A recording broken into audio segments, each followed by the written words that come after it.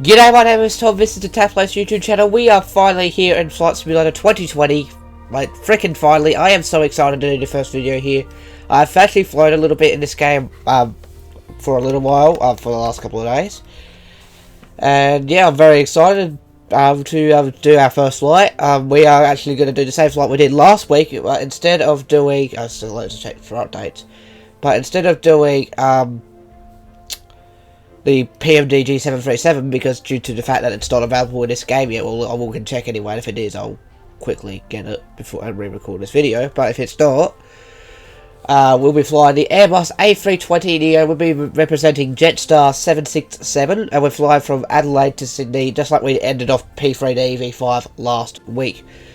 So as you can see, there's a couple of screenshots of this game. This game is absolutely beautiful. I did the what was it? The ritual for every flight simulator has to do. They go and take off and go find their exact house, and I exactly did that Wednesday, because it took like a day to download. Because once you buy this game, you have to wait for a bit because it has to download through the client, which I find kind of stupid. But that's the way they want to do it. But yeah, so we are flying. In case you're wondering, I'm flying with a Logitech Extreme 3D Pro joystick, just like a couple of other flight simulators use, like Stephen Drury uses it. It's a great joystick. I've had it for a few years. And yeah, if you want to know what my computer specs that I'm running, that's running this game right now, if you go to the About section on my YouTube channel, I have the most up-to-date specs of my computer.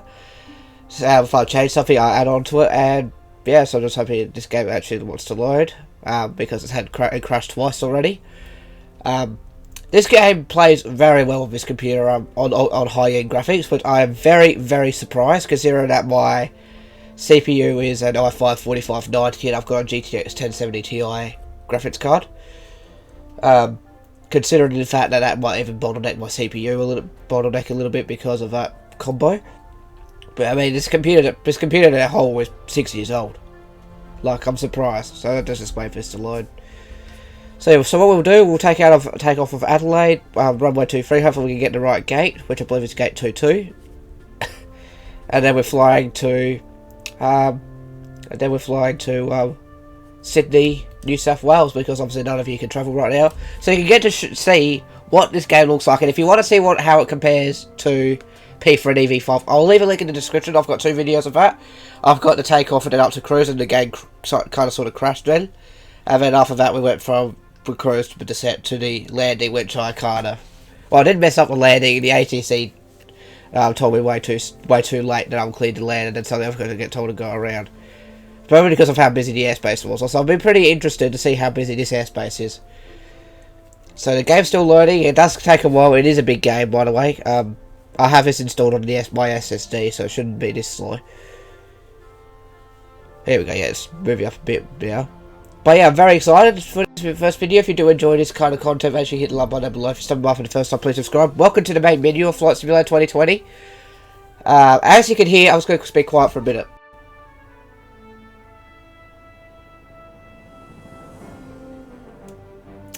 If you know what music that game is from, let me know down in the comments below. It's good to have that song in this game. It is so good. Alright, let's go to the world map here. So as you can see, this is the world map. This is where you do your flight plan. We're going to type that in now. So if you go select the airport, what you do, you just go select departure airport. Now you need to either type the airport that you know of, that you know the name of, like for instance Heathrow up there, or you type in the ICAO or IKAO or whatever it is, which we're going to do Yankee Papa Alpha Delta, which is Adelaide Airport in Adelaide. Then what we're going to do is we're going to pick a gate. We are going to go to number 22, the fuel box. I mean, that's not right. That should be gate 22. And our destination is going to be Sydney, which is Yankee Sierra Yankee.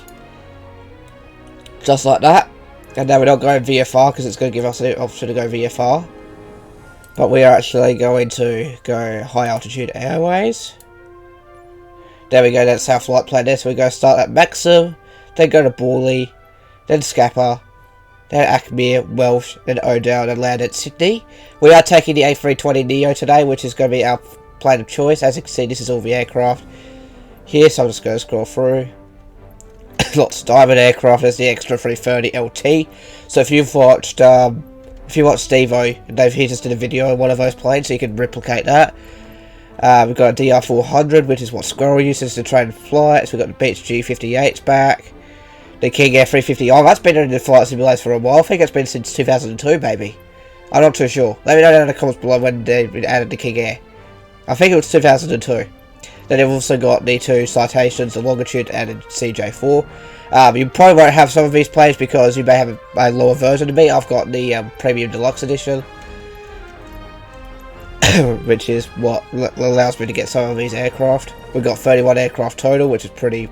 Oh, also too, review of this plane will be coming next week. If it's a good plane, I'll do a review of it next week. So for today, we're taking the A350, which was an A350 this game, A320neo, which has a cruise speed of 405 knots true airspeed. I guess that's true airspeed. Max altitude of flight level 398, and 7-hour endurance and 3,500 nautical mile range. So you can got liveries. There's no liveries in this yet. I believe they'll be adding some soon, I hope. Weight and balance, that's where you can change your fuel. I think 50% will be fine, but I mean, then again, I want to just be out of fuel when we get there. Excuse me. Excuse me. So you got your failures here. I've quickly leave failures off. agency options, this is where you type in your call sign, which is Jetstar. We are flight number 767 today.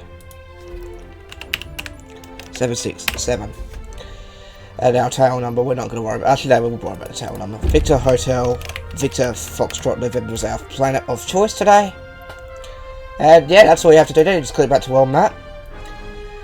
We're landing 16 right, so we'll be getting our ILS for 16 right via a certain approach, which I'll have to figure out how to punch into the thing.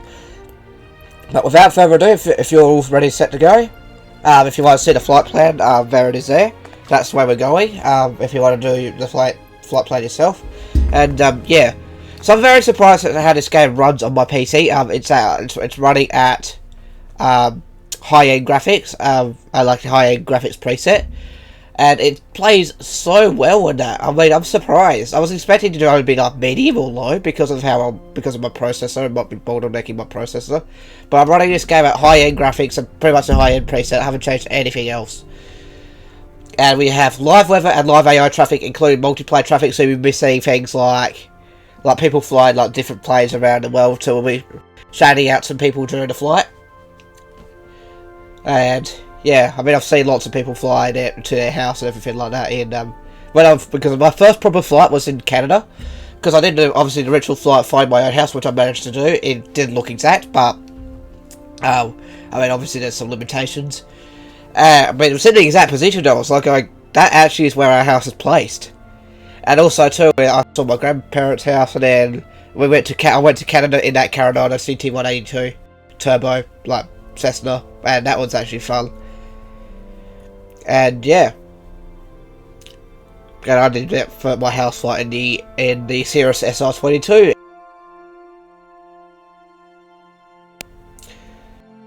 Just waiting for the game to load. Hopefully it doesn't crash this time, because I want to actually record this game so badly. I'm just watching it and just listening to see if the music stops. But yeah, I hope you're very excited. Flight Simulator 2020 is a very exciting game. This is a game I've been waiting for ever, like literally ever. I think since 2012, because Flight Simulator 10 was getting like 6 years old or something like that. And I was thinking, because then Microsoft Flight came out, that was a disappointment. I played Microsoft Flight back in 2012, and that was I really did not like that game one bit, because A, it didn't have like the freedom of Microsoft Flight Simulator, and so it's more like a game more than a simulator. Like, this is a proper simulator. Alright, here we go. We are in Adelaide. I'll just wait for it to load a little bit more here. There we go, look at that. That is Adelaide Airport, ladies and gentlemen. This is where we're starting. And no, we're not starting in the right place, but that's okay. Yeah, look at my frame rate here. That's very good. That actually looks just like Adelaide Airport. Oh my god. Alright, are we ready? I think we're ready. So the wind is 5.59 knots at 228 degrees. So it'll be just straight out when we leave Adelaide. So perfect wind speed, so it's going the same direction. That means we can go a little bit faster. Let's click on ready to fly. And as you can see, we are in cold and dark. Let me just go to the back view. Yes, I know for a fact that it's off. I don't know for that thing here. Now, as you can see, we have the checklist here. We are going to be using the checklist today to show you how this all works. So you can click on before starting engine. Now, I have the so you have the before starting engine. So I don't know. Yeah, so it's just like, so if you go down there, you've got the checklist here that you can use. So you can just click on here. So the first thing we're going to do is turn the batteries on. So batteries on. There we go. Batteries are on. External power. Okay, so we can take that item now. I think I can. Oh, maybe because I have it on evaluation. Let's put it on evaluation. Battery switches. On. External power is coming up. External power. On if available. So you can hear them talk to each other. Engine generators. Engine generators are coming on. On the fault. That's good. That's engine bleeds. Engine bleed air switches. Turn them both on. I know we're on already, so turn them on. Master switch on. APU master switch. On. Then turn the APU on. APU start. Okay, now we just need to wait for the available light to come up, APU start. which might take a bit. Because we need this to start the engine. So we're just going to wait for the available. There's no gauge like the PMDG737 to show you what the temperature is. That's how I usually know when the APU's on, and then turn the APU generator on and everything like that. Doesn't look like this plane has seatbelt signs. I don't think. I'm looking around and see if I can see it. It might be down this side. Wait for avail lit. Okay, the available is now lit, so turn the APU bleeds on. APU bleed.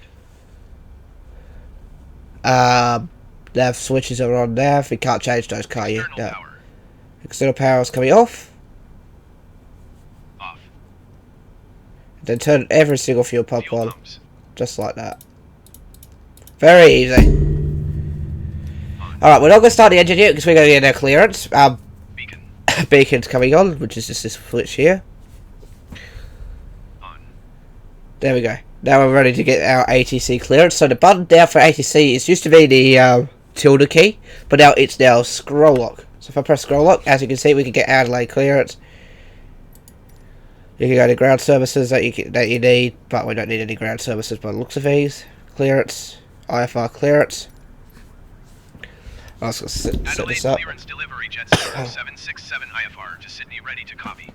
Alright, here we go. IFR to Sydney. Jetstar 767 is cleared to Sydney Airport as filed. Takeoff runway 23 climb. That's right. Maintain 8,000 feet. Departure frequency is 125 decimal trees, squawk 6732. Alright, there we go. We got our IFR clearance. Let's go.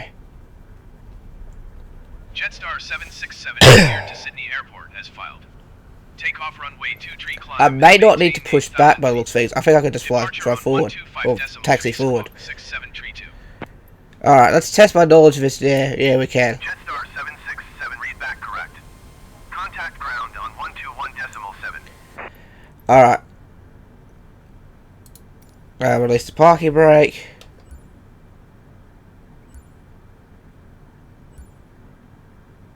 Alright, there we go. Now we're going to start the engine. So let me quickly do that now. So if I go back to checklist here, let's go to the next page. Starting the engine. So we're going to go do the evaluation.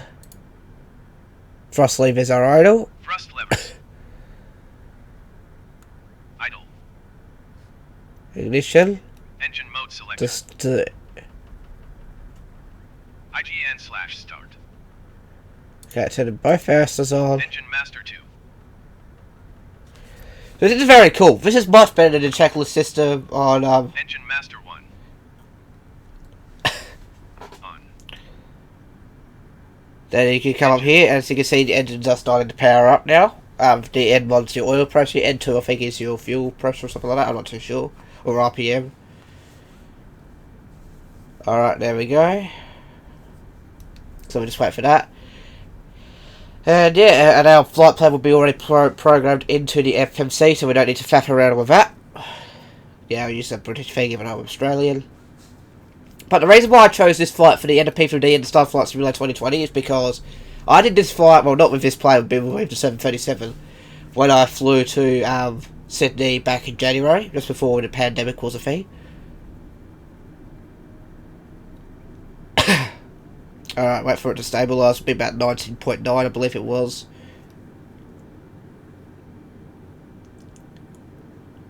No, 19.5. Confirm stabilized. Page complete. There we go. Right. Let's go. After starting engines now, we're going to evaluation. APU bleed's coming off. APU bleed. Off. Master switch off. APU master switch. Off. There we go. Engine mode Done. selector. We're ready to go now. Normal. Alright, let's contact radio clearance. As you can see, we've got the objectives at the top right hand side. We have to contact ATC to get taxi I5. Yeah, we can't push back here. I don't think we need to. I think we can just go ahead and go. Oh, we can. Adelaide ground Jetstar 767 requesting pushback. Adelaide ground Jetstar 767 no pushback tug is available to answer your request. Alright, we don't need fuel supply or anything like that. We can go back to clearance. Let's go taxi IFR. Adelaide ground Jetstar 767 with Golf ready to taxi IFR. This is cool. Jetstar 767 taxi to and hold short of runway 23 using taxiway Alpha. Contact tower on 120.5. It's the same frequencies as flight simulated stuff. Alright, there we go. Taxiing hold short runway 23 via taxiway Alpha Jetstar 767. Alright, shout out to Knuckle03MG. You are in my video, sir. Congratulations. Let's get going to Sydney. So we are taxiing out onto runway 23. We only have like 20 knots speed. Let's follow the taxiway to the designated runway, which is 23. But yeah, so I hope you do enjoy this flight. Let's see how this goes. We are heading towards Adelaide, so we're going to be leaving from Adelaide. We'll be heading to the east towards Sydney. We're probably going to be doing the same as what we did last time. Okay, we're speedy. Slow down a little bit. Let's go follow the taxiway. That was easy. It didn't even need to push back or anything like that. Whilst every parking in Flight Simulator 10, you had to push back, because there's no way in hell you were going to go around. So there's a an Icon A5 over there, so that's what that name tag is. I know, I've been here saying, oh, I think name tags could be smaller, yada yada yada. I think they're the right size, honestly, because then you can see where people are. And there's, like, you got the Adelaide International, so I might be able to give you a tour of where I pretty much, the capital of my state. We'll see how good it is. Yeah, this actually looks just like Adelaide. So we've got some GA aircraft over here, so we have like a little Cessna, I think, and a little Piper Arrow, just sitting there. Sorry if it's lagging because it's raining. It's currently raining in Adelaide. By the time we get out on the ground, get up on the... I mean, then again, I just boasted that this game gets good frames per second. And it's... I'm not too sure. Yes. That could be a problem as well. So, if it does lag, I do apologise. So, let's check out the side, that side. No one's coming up that way. No one's coming that way. Yeah, so that's cool. So, you don't actually have to push back. And I believe this offers more parking positions than Flight Simulator 10 from memory. Because obviously, I've been playing Flight Simulator 10 for, I think, for about 11, 12 years. And the fact that this is the new... Actually, no, I think... Yeah, it was about 11, 12 years. It's before I got my first custom-built computer. Which I used to make lots of videos on, which is sitting behind me. I'll never get rid of that computer. Because that was my first computer. Even though it was kind of a bit junky. Like, it wasn't as reliable as this computer here. Because this computer, like I said, 6 years old. I got rid of that when it was 4 years old. And moved on to this one I've got now. Back in 2014. I've been... Yeah. So if you have a computer that's got, like, a good graphics card and somewhat of a decent processor, that's a few years old. It'd still play this game quite easily. But when we get off the ground, you'll see. I don't know what our cruising altitude is. You can't set your... One of the pet peeves of this is you can't set your cruising altitude in this game. Unless I can't find a setting anyway. So So we're going this way now. We're going past the gates there, so you can see we've got an aircraft over there. But yeah, here we go. There's runway 23. As you can see, there's someone landing or something like that. Someone in the airspace or something like that. I don't know where that one's going. You can see the nav lights, which I'm going to turn on my nav lights right now. Well, I'll come on now. I'll turn them on when I'm parked before I get takeoff clearance. I believe that plane's landing. Because yeah, like I said, I don't think I've said, but I've got live weather and live AI, and currently, as you can see, it's raining in Adelaide. Yeah, I mean it's pretty cold today, especially in my area. It was like top of 10 degrees Celsius. That's how cold it gets in winter. It's ridiculous. So we're turning on to runway 23. I think we have to wait for that plane to land. I think they're on the descent now, so I need to watch out for him.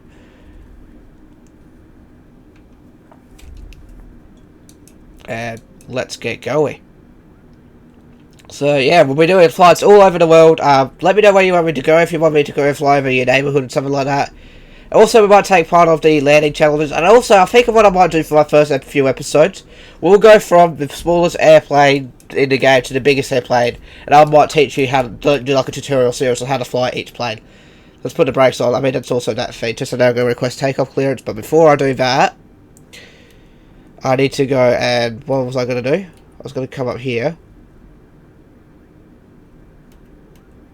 There was something at the top. I was going to turn my nav lights on. So turn the nav lights on, which nav lights are here. Nav logo lights. Turn them on. I need also maybe the wing lights. I will turn on the... actually, I might leave them on retract. I don't know what that does. Put the takeoff to put that onto takeoff, and then I think we'll be all good. Now there's the seatbelt sign. Just turn it no smoking. Actually, I can't turn. Oh, it's an operative. Microsoft, please put that in because you did that before. So now we're going to contact tower. So we're going to press this again. Adelaide Tower.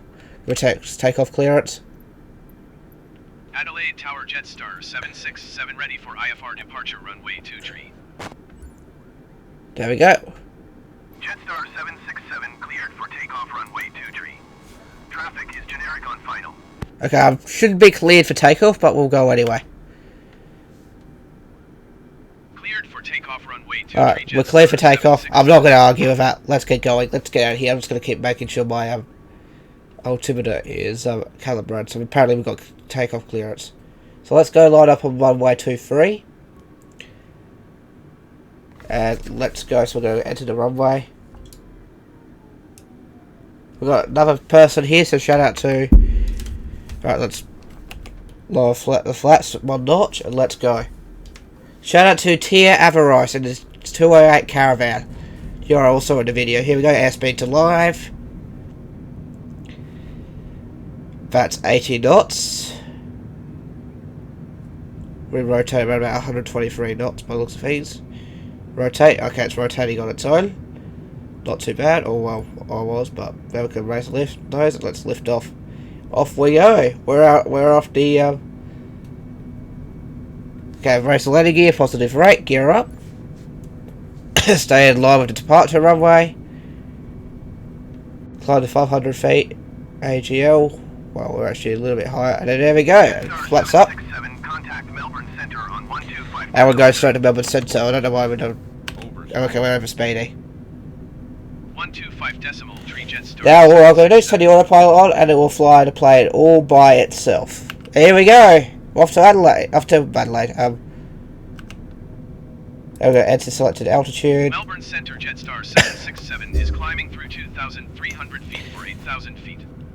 And manage speed mode. Now I can just put it into Jetstar auto. 767 Melbourne Centre continue to maximum as planned. Okay, cool. Altimeter 29 decimal. Don't have to do anything. Continue to maximum as planned, so we can do that. Just like that. And away we go. So here we go. Our first flight, that's our first takeoff ever in Flight Simulator 2020. It's very hard to see outside, so I might need to turn the window heaters on now. I don't know if I can turn like demisters or something like that, because it's hard to see through the clouds. We're going straight into clouds. I like this feature of having live weather. I mean, it used to be in Flight Simulator 10, but then suddenly stopped working. I'm guessing because of this. Okay, we need to maintain 250 knots. So I might just put it on to 250. I think it's actually set to 250 and it's actually doing 260 for some reason. Because we have a speed limit of 250 knots underneath, under 10,000 feet. That wasn't a thing in Flight Simulator 10, actually. I didn't tell you off. I guess if you had FS passengers, it kind of did. So now we're turning on to the green line there. That's our navigation line. So yeah, let's see how this goes. Hopefully we don't crash mid-flight. I don't think we will. I did one big flight in Canada. India Juliet might climb and maintain 10,000 feet. Alright. So yeah, we'll just get on to our cruising altitude. Okay, we'll come up. Jetstar 767 climb and maintain 15,000 feet. Okay, 15,000 feet. So it doesn't say 15,000 anymore, it says 15,000 feet. So let's do that now. So now we're going to reactivate that. There we go, select the altitude. Now we're calling climbing automatically. I don't need to change anything on the vector speed, which is good. Or at least I don't think I do. And then we can go faster. Climb and maintain 10,000 but yeah. generic India Juliet. One of my pet peeve too. They obviously they also went half-assed with the ATC, especially with the names of the AI. They go generic. That's pretty like unless it's like an airline, then they actually use the actual call signs, which is great. So we're up to 15,000 feet now, which means we can go up to like 320 knots cruise speed, which is fantastic. So I'm just going to let it do its managed thing and just change the altitude to where we need to go and everything like that, which is great. So this is it. This is Flight Simulator 2020. Now we're just getting out of the clouds. There we go. Look at that. Look how good it. Look how blurry those clouds are. That's pathetic. But yeah. So, I hope you guys have been enjoying this game. Let me know down in the comments below, have you found your house yet? If not, let me know the town that you live in. In the future, we'll be doing some flights around. Obviously, next week, I'm planning to do the review of that plane that you can get as a DLC. The first plane that you can get.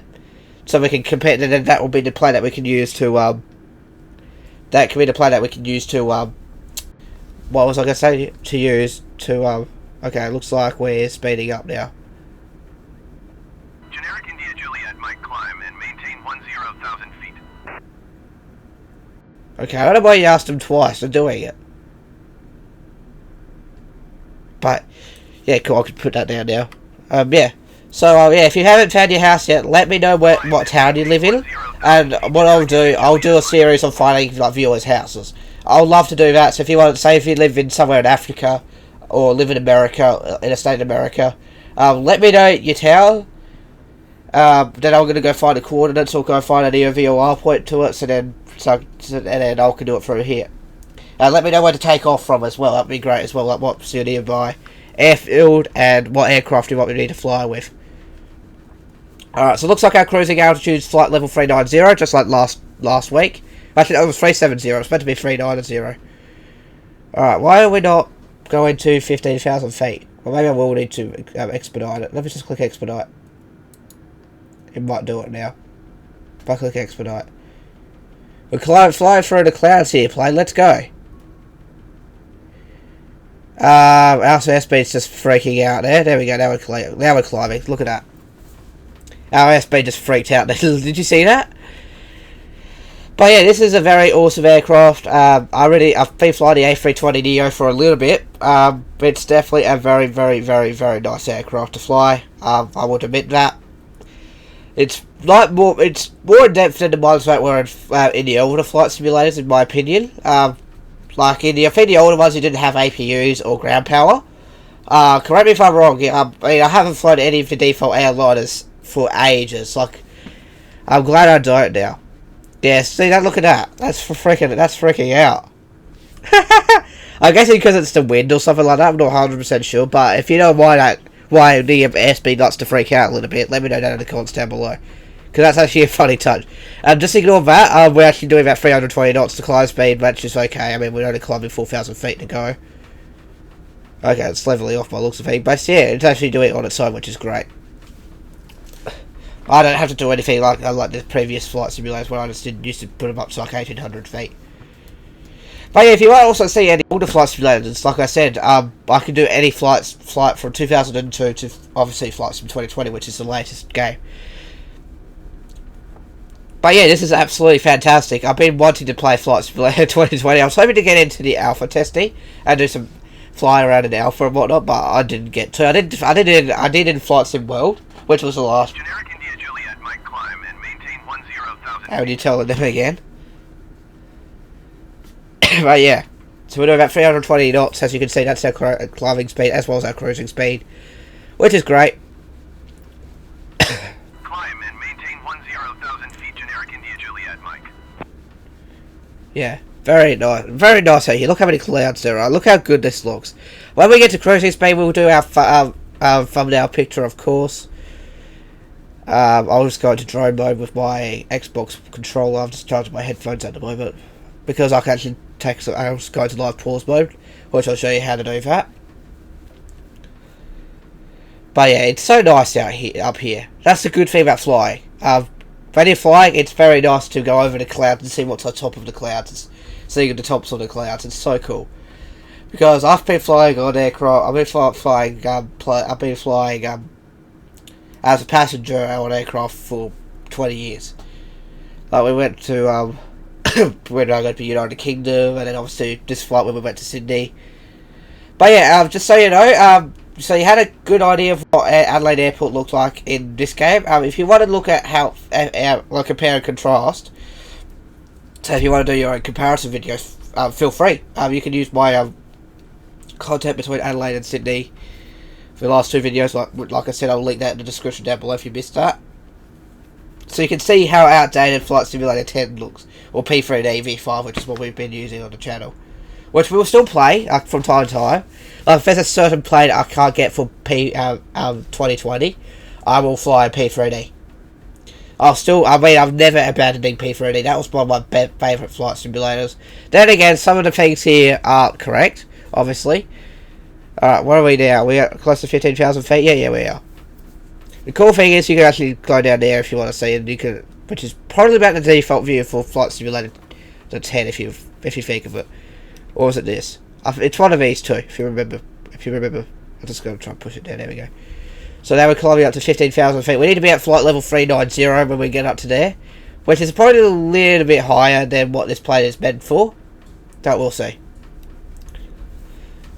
Because I'm using high altitude airways. Okay, it's leveling off now. I didn't have to touch the vertical speed. 767 climb and maintain flight level 270. 270 is our next flight level. Climb and maintain flight level 270. Right, let's do that. Jetstar 767. And this is kind of like the camera software that most YouTubers use. I never had that used. I never used that. Then again, okay, let's enable selected altitude. Away we go. Back up to 270. Now we can calibrate that a bit more. Right, because then when we get up to there, it will be 299 for the high altitude stuff. Which I don't know why that is. If you've got an answer for that, let me know down in the comments down below. Why is it 299 past 20,000 feet? Is there a specific reason? But anyway, we've got about 159 nautical miles, as you can see there, until the next stage. But yeah, it's looking good, this game. I really liked it. I really loved it. I really loved this game. I've only played it, twice or 3 times. I've done lots of flights. I mean, you can still use like PFPX, and you can still use your flight. If you have lots of Flight Simulator 10 flight plans that you've used over the last 14 years, you can still use them in this game, which is pretty amazing. Like I was going to, but I think it's better. I think it's better to use the regular flight planner, honestly. Because then you can see where your waypoints are. Whilst with the flight planners, I've noticed you don't see waypoints until you. But yeah, if you know what I mean. Okay. Alright, let's see how we go. I'm not going to worry about reducing speed or anything like that. It's all good. We're just climbing very slowly to 27,000 feet because we don't need to be at the next stage until for a long time, to 150 nautical miles. But it will go through like quickly. Trust me. So I guess once we're climbing, let's talk about some flight simulation news, and starting with, we already have some add-ons for this game, including one aircraft. Like, so far we can only get one aircraft, which I have purchased. The Coronado CT-182 is available in Flight Simulator right now. If you want to purchase it, it's 41 Australian dollars, whatever that is in your frequency, it's 41 Australian dollars. Just to clarify that. It is a very expensive plane, but I'll do my full impressions next week. We'll do a C182 flight from somewhere to somewhere. We don't know where yet. And we'll talk about that. So that's that. There's also a couple of scenery packs, like from Orbex and Flightbeam Studios. I'm not going to put any scenery on just yet. I want to get a good idea of what the default Flight Simulator is like before we put some scenery on. Just like I did with Flight Simulator 10/P3D/whatever. I never put scenery on in that game because I wanted to experience what the default scenery is too. Plus, I don't think my PC can handle that at the time. I'm actually going to increase the climb a little bit. So we'll go about 2,000 feet per minute. And then we'll just do it, and then engage that, and then we'll go up to 2,000 feet because it was going a little bit slow. I'm feeling like I'm going a little bit slow. And I'll probably get told to expedite it. So I'll just do that. So here we go. So now we've got about 10,000 feet to climb now. Hopefully it does more better than the A3, no, not the A3, the 737 last time. Because I couldn't get up to 37,000 feet for some reason, I don't know why. But yeah, we'll just climb up to flight level 270 now. And as soon as we get to the cruising altitude, or as close to the cruising altitude, I'll take a photo for the thumbnail of the clouds. I'll just have to unplug in my control so I can use the drone. Because the drone's a bit funny on the keyboard. I mean, I'm more comfortable with using the controller for that stuff. Oh, here we go. Back to 2992. There we go. Away we go. So if you look out the window, you can see how beautiful those clouds look. How about that? Like, they all make all kinds of different shapes. Kind of like probably in real life. I don't know how close to real life that is. If you're an airline pilot and you just flew from Adelaide to somewhere now, like recently, let me know in the comments below. Does that look familiar? Does that look similar? Did I actually model the clouds correctly? Alright, we're past 18,000 feet now, which will be our transition altitude to high altitude.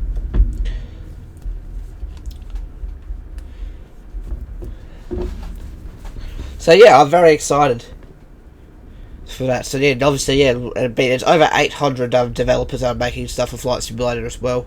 So like PNDG, I don't know if A2A is going to be making stuff for Flight Simulator 2020. I don't think so. I'm not 100% sure. I'm pretty sure it does, but I think I've heard saying it's going to be just like Microsoft Flight. But then again, this is, I mean, you can explore 37,000 airports. That's nothing like Microsoft Flight. You can go anywhere in the world, see any landmark without leaving your house, which is definitely good during the time that we are in now, which is hopefully coming to a close very, very soon in terms of. But then again, like international travel is going to be starting up next year again, so obviously no one can travel anywhere this year. Then again, who would due to some economy? But hopefully you'll, especially if you are in Victoria, hopefully you'll coping very well. And hopefully this gives you some time to get excited about next year when we can go back to travel. We're getting a, okay, what are we doing now? I'm guessing, yeah, look at that, we're actually going slower now.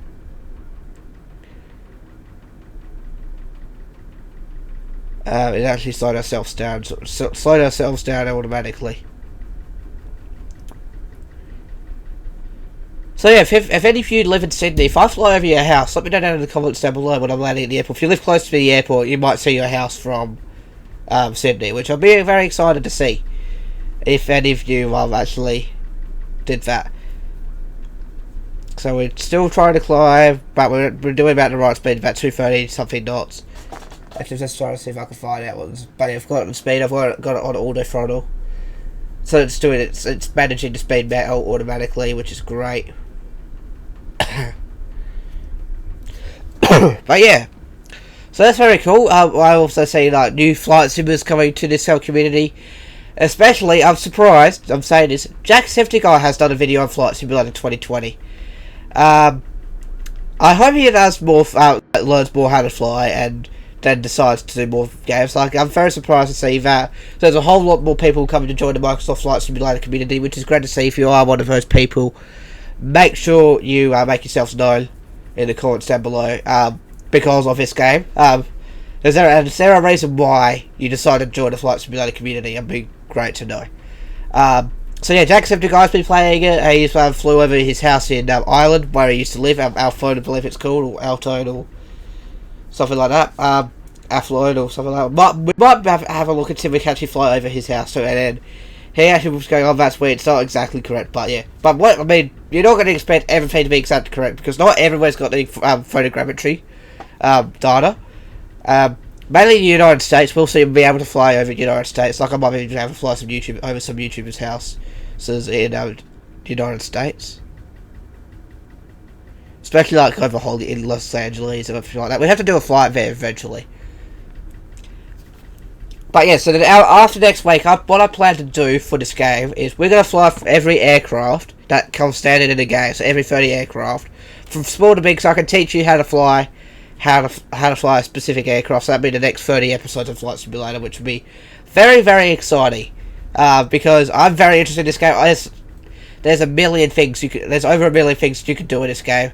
There's unlimited opportunities to do in this game, which is a great thing. Also, too, like I said, tomorrow's video, we'll be going back to obviously too. We are going to be reviewing a new bus that's coming out. I think it's the City Bus 256 or something like that. I'll be doing a review of that bus because that's coming out. I think that came out yesterday. Yeah. 767, contact Melbourne Centre on 122.1. Okay, that's us. So let's contact them. 122.1 Jetstar 767. Alright, let's see what we got here. Melbourne Centre. Contact Melbourne Centre. Melbourne Centre Jetstar 767 is climbing through flight level 240 for flight level 270. There we go. Jetstar 767 Melbourne Centre, continue to Maxim as planned. Yeah, Maxim. I like how to pronounce it correctly. When I first started playing, I believe it was on Wednesday, I was doing a flight in China, and it says it's clear to Lima, India, Alpha, November. I actually spelled it out in a phonetic alphabet, which is going into the place name. You should know how to say it properly. But yeah. That was my first time doing a VFR flight when I was flying over Spain. Like I said, if you have a town you want me to fly over, or something you want me to do, let me know in the comments below and I'll make sure I'll be doing that within the next couple of weeks. So yeah, we're about 100 nautical miles to go. Like I said, this is going to go pretty quickly. And yeah, so far so good. Our game's getting good frame rates. I was going to quickly alt-tab for a second to make sure I'm still recording it. So yeah, 40 minutes in the sky. So that's not too bad. We're about probably an hour out of Sydney. Yeah. So I hope you've been enjoying it. Jetstar flight. Remember, it's a basic aircraft. You can't really do anything on Jetstar because it's budget. If you want like all the screens and everything like that, you go to Qantas. So yeah, how are we going here? We're at 25,000 feet now. But yeah, so like all the new people that play Flight Simulator, are starting to become flight simulators, flight simmers. Like, it's crazy to think about that lots of people are starting to become flight simmers because this game has like the real world and everything like that. Especially during these times, so that means you can travel aboard without, I'm just going to drink really quickly, without having to leave your house or something like that, which is what Flight Simulator is, essentially. Except you do the flying. You do the fly. Yeah, that's it. You're not a passenger. You're a pilot. There we go. I think if I click expedite, it might speed it up a little bit. If I press the expedite button, I think that's what that does.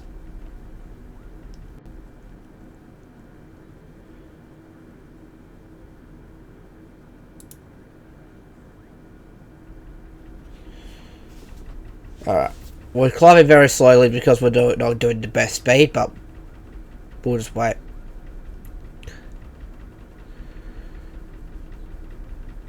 But yeah, it's very cool, this game. It's definitely a very, it goes to show, pretty much what I think X-Plane 11 and everything like that, in my opinion. Besides, X-Plane 11's more realistic anyway, in terms of, aircraft systems. This isn't. Well, at least with the default aircraft it isn't, but yeah. If you want me to play X-Plane 11 too, I've got X-Plane 11 and X-Plane 10. If there's a specific flight, so you can go from this place to this place in this game with this plane, I'll definitely be happy to do it. But we'll see. It is a little bit choppy, I do apologise about that. It's not too bad though. There's your landing view. So I'll walk you through the view. So this is your landing view, this is your main view, then you go down to go see your instruments a bit more. Then you go straight into your instruments there, then you can press that, then you got your autopilot, then you can see all your engine info, which we're doing everything good because it's in the grey. Where our true air temperature is negative 25 degrees. Then you can see your FMC there, which we didn't need to worry about. You see there's your FMC, your ECAM display switches there, there's your throttle, there's your engine thing, there's your overhead, then back to the instruments. Just like that. That's pretty cool. And then you can press that, go right, look outside the right window just in case you ask to spot traffic. If you got left, which we may have to do some traffic spotting, but that's okay. We've still got a little bit more climbing to do. We're going to go to flight level 270.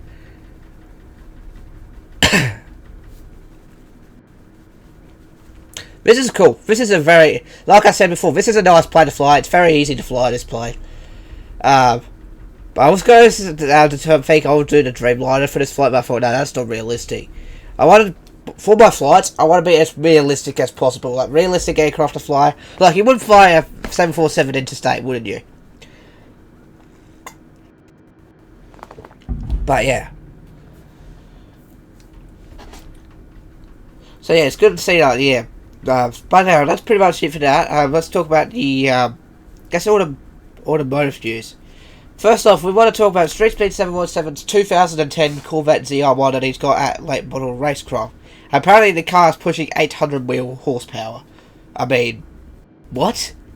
I thought he was saying, oh, I'm going to do 750 or something, it's like 800 wheel. I'm just like, mind blown. That's probably, what, 1,000 horsepower? Which is crazy. And it's like, keep in mind, a Corvette ZR1 is a very light car. That will be probably one of the fastest cars in the world. Like the fastest cars he's ever had. Even faster than his C7, I believe. Then again, the C7's an automatic, so it might be slower. Due to the manual.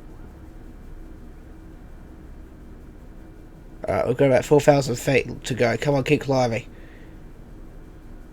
Keep climbing, you're almost there.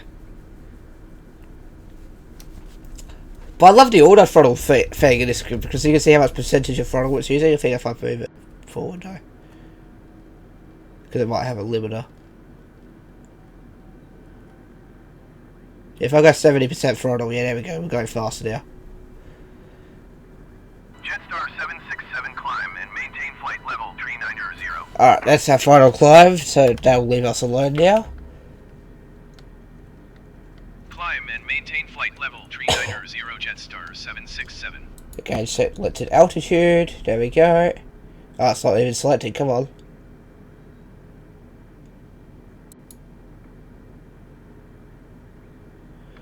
I think I wasn't clicking on it properly. There we are. So we're going to go auto.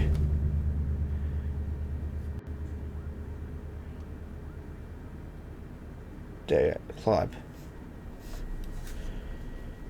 Let's click expedite so we can expedite it. Let's see if it actually climbs to it now. So at 27,000 feet, it's thinking about it.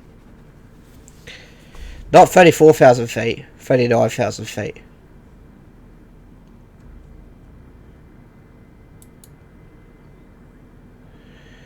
And just in case, I'm gonna go up to 2,000 feet per minute again, per minute. I don't know if it's feet per minute, isn't it? So let's just do that. No, not approach. No, approach. Jetstar 767, please expedite. Yeah, I'm going to tell him to now. Come on. Come on, plane. Let's climb. Let's put it back in auto. See if it actually does it now. Yeah, there we go. Now we're climbing. Alright, let's go ahead and click on. I'll just let it do its thing. We're off to flight level 390. Let's see how easy it does it compared to the other plane. The other plane was a bit hard to get up to this. Honestly, then suddenly it wiped out almost. Oh yeah. So yeah, so now it made it. So like I was saying, Street Speed 717's Corvette ZR1, and he's got like a build on that. Here's C6 Corvette. and he has now got like 800 horsepower, and he's getting a new car very soon. He's also getting a new Corvette convertible C8 in Accelerate Yellow, which I'm going, what's wrong with the coupe? I think the convertible looks pretty cool, but it looks like a McLaren almost with the tubs at the back. But if I had a Corvette, it'd be a coupe, a C7 CR1 manual. That's one of my dream cars. I don't give a rat's bum with that. But yeah, so if we can go press end here. There we go, that's the outside view. Look at that. Look how good that looks. Wow. Wow, wow, wow. Look at the... So you can see like how fast we're going, about 2,000 feet. We're officially, choose at 24%, our flaps are 0 degrees. I love this. I love this. Why didn't the earlier flight simulators have this sort of thing? I have no idea. Like with the with the engine stuff, if you want to adjust something, you have to be in the cockpit, which is annoying. Well, now you can actually explore. As you can see, our tag works, and as you can see too, the aircraft has got like ice on it. That's so cool. I may have to turn on the de-icers, which I'll quickly go into the interior. I believe it's on the overhead, but I could be wrong. I believe it'll be on the overhead. Let's go turn the de-icing on. Which is, yeah, it's over the overhead, isn't it? Overhead, if I go here, the ice, I guess it is this it? That's inoperative. Where would be the de-icers?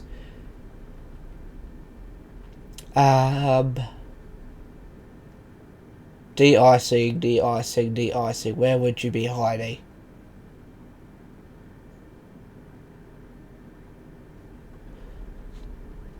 So see, there's no other checklist, isn't there? No, there's not. That sucks.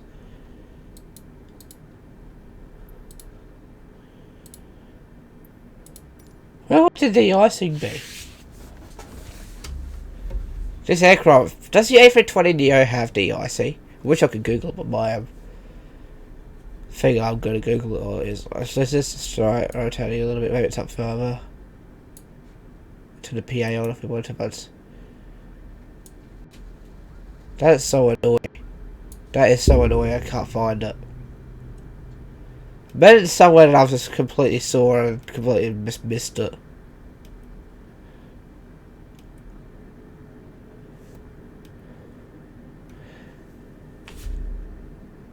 Might actually be down here. I don't know why it would be down here though. Because we're still climbing to our altitude of 39,000 feet, which is going to be our cruising altitude. I don't know. I'm sorry guys, I don't know.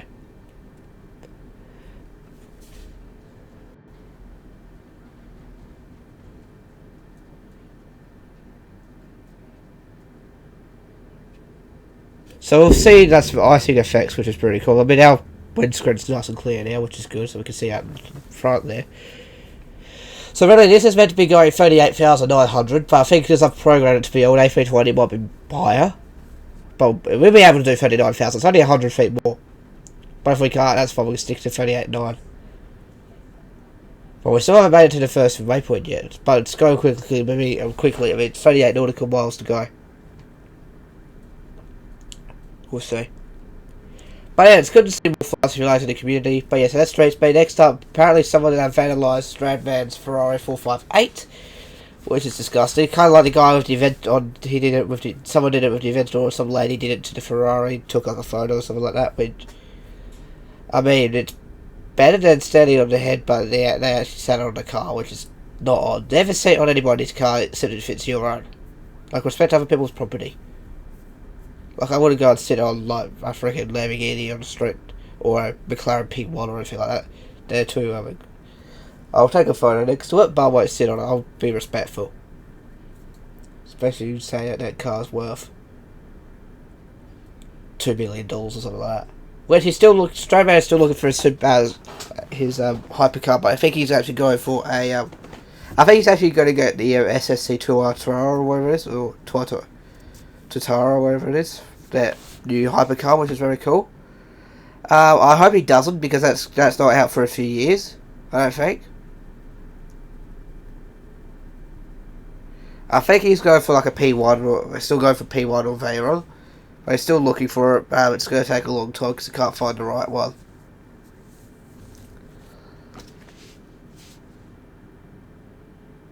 And yeah. Cessna Zulu Juliet Alpha, you are 29 miles southeast. Descend and maintain 3,200 feet. Expect vectors, visual runway 27 approach. Wonder where they're going. Maybe Melbourne.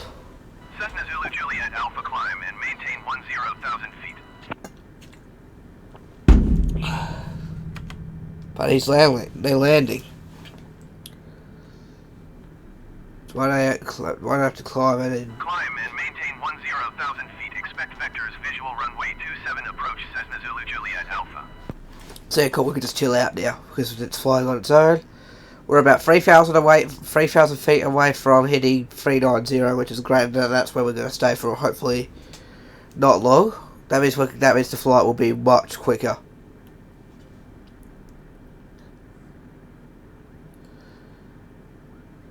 I think they're going to Melbourne because Melbourne has a visual for 27.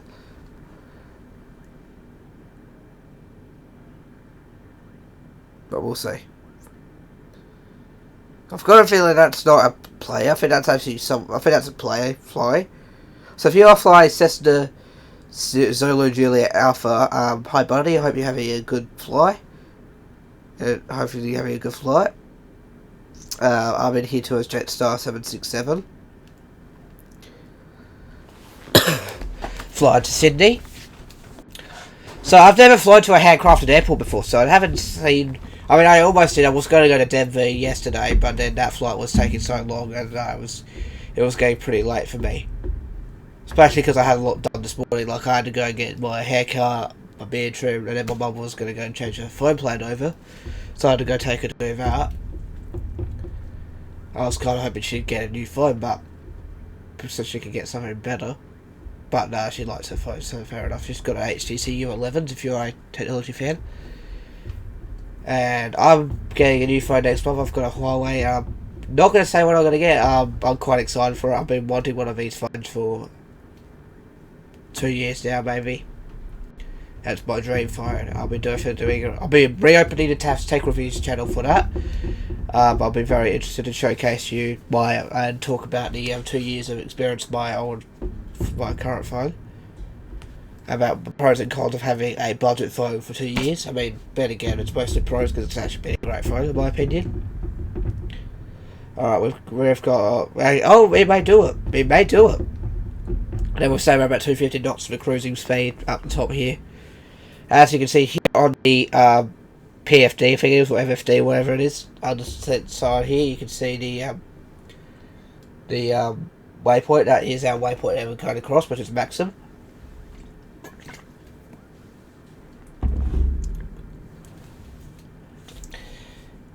And I forget where else we were going. Well, we'll just continue going this way until it tells us that we are a couple of miles east or west or whatever, and to start descending.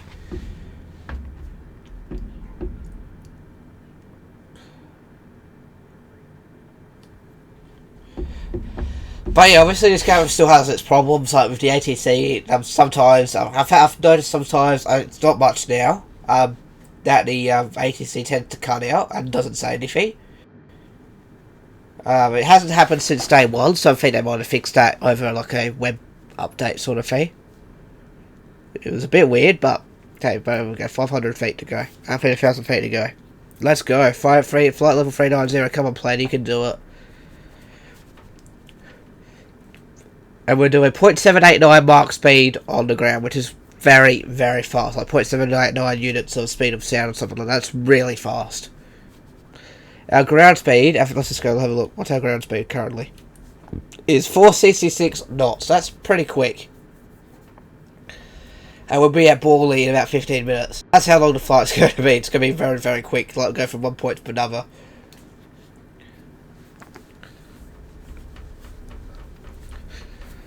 And yeah, we're getting to flight level 390 now. This is far higher. This is actually way higher than the 737 flight we did last week. Well, like, if you remember, we did flight level 370 because I couldn't get the plane to get to 390. So let's have a look at the ND here. We're doing 77%. I think we can push it a little bit more.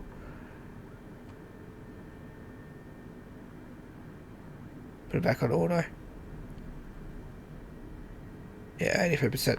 I don't know. That means we can go a little bit higher climbing speed. Here we are. We're at our cruising altitude of flight level 390. As you can see, this plane did it so much easier than the 737 did last week. I'm surprised. I guess because there was the wind. I think the winds are pretty calm today. I don't think we got wind speed when we were about to cleared for takeoff. Right, here we go. Now we're slowing down again because we are reaching our cruising altitude. Which this plane's rated to be at 38 now, but no, it looks like we can make it to 39,000 feet. Which is good, so that means we are on the clouds, which means I'm going to quickly unplug this. I'm going to switch to my controller, which you can use your controller as well as your joystick at the same time, which is a great feature. And I'm going to take some photos in the drone of this aircraft. So to do that, to go into the drone mode, you press the insert button on your keyboard. Especially we are leveling off at 390. Yes, we are. And here we go. I'm going to take a screenshot. I'm going to see if I can hide that though. Somehow. I might have to go to assistance and turn it off manually.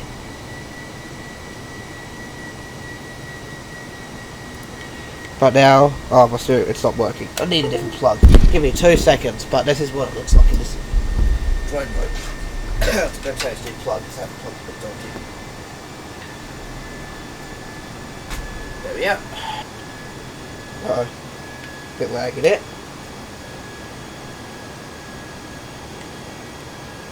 Okay, there we go. Let's hope it works. There we go. Now it works.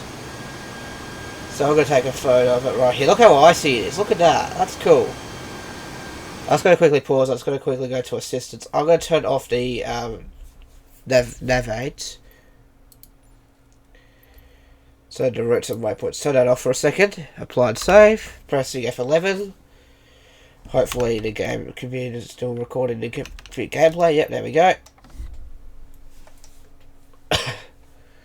And how do I take a screenshot? Let me find out, because this is mainly going to be used for the camera. My controls for my camera. Controller. How do I take a screenshot?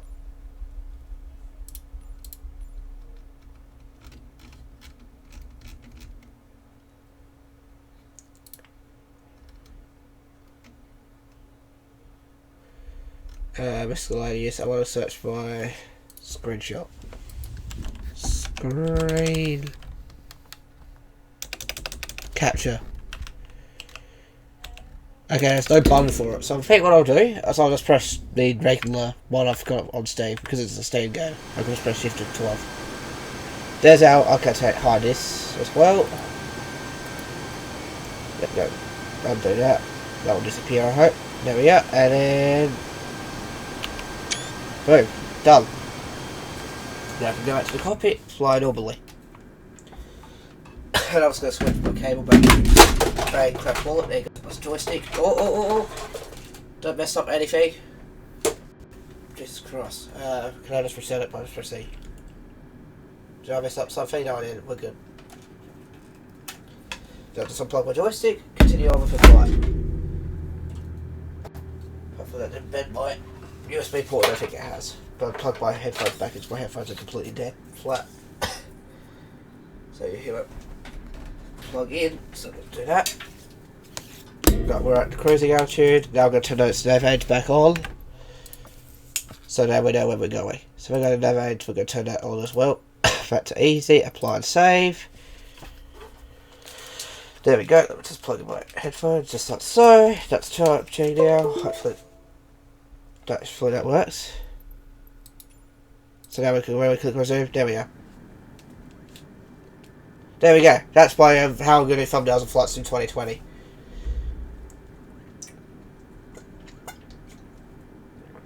Alright. So So about 145 nautical miles from our next waypoint, which is, if I go to here, we are going to Borley. I don't think there's much more after Borley. I think there's 2 more, but then we start our descent into 27. Not to 27? No, 34. No, 19. 19. That's right, it's 19. I'll find out. We're about 15 minutes away from there. Our wind's 225 at 3. We're doing about 460 knots ground speed, which is like really fast. Total airspeed true airspeed 459 knots, so we're actually going a lot faster than it says on the indicator there. We're about 0.787 Mach, which is about the cruising speed of the Airbus A320. And yeah, I mean, I don't have to touch it anymore. This is flying it, so that's the joys of autopilot. But when we're doing like VFR flights around the map, like if I'm looking for your house, I'll fly it myself. So if you want me to fly over a specific neighbourhood, like if you live in, say, Pittsburgh, Pennsylvania, I'll do a flight around Pittsburgh. Or if you live in Stockholm in Sweden, I'll be happy to do a flight in Sweden. Or if you've been on a flight recently and you want me to replicate that, to say you went from LA to, say, Washington, I'll do the flight. Even though that airport will be really busy and it'll probably be very, very laggy on the system, but well, I don't know. But see what's happening now. It's actually pretty good. It's been pretty good. But yeah, I hope you guys are like I said, I hope you guys have been enjoying it. Let me know down below, what was your first flight on Flight Simulator 2020? Where did you go? Did you take off and land somewhere? Mine was from like somewhere in Canada to London in the Cessna 182. I won't count the finding your house, but what was your first proper flight? Like from start to finish, like when you get to like your landing and something like that. Let me know down in the comments below. I'll be quite interested to know. And this is probably one of the longest flights and videos on YouTube too, by the way, because of how long this flight is. So I'm literally just sitting with it's like going, no, it can fly itself. It can fly all by itself. Is it 15 minutes? Or is that, yeah, I think it's 15 minutes, 15 seconds will be there. Let's see if it drops down.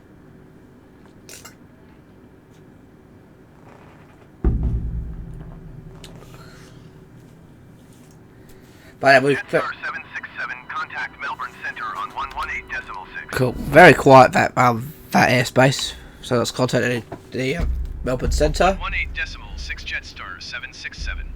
Cool. 767. A lot. Melbourne Centre Jetstar 767 flight level 390. Okay, then we'll tell me to go to Borley. Jetstar 767 Melbourne Centre, continue to Borley as planned. Borley as planned, yeah, definitely. But yeah, very, very good, very, very nice aircraft this plane is. Like I said before, we'll be flying everything in this game. We'll be not just focusing on the Airbus A320 and airliners. We'll be doing lots of general aviation flights, different aircraft. Mainly, I'm going to try and replicate some stuff. I might do some stunt flying. There's going to be a lot of Flight Simulator videos here on Flight Fridays, which is going to be every single Friday. Just like I used to do back on Flight Simulator 10, back in the day when this channel was very young. But yeah, there we go. Cool. We don't need that anymore. So let's see how this goes. There's like nobody in this airspace. Oh, there we go. There's what was that one? That is, shout out to... Okay, I'm not gonna do this. There's Trash Bait, g'day mate, and also Accaxinator, all in A320s. Shout out to you guys. Let us know where you, if you are watching this video, let us know where you're going. Okay, no one behind me, no one beside me, it's just them, so yeah, let us know where you were going then.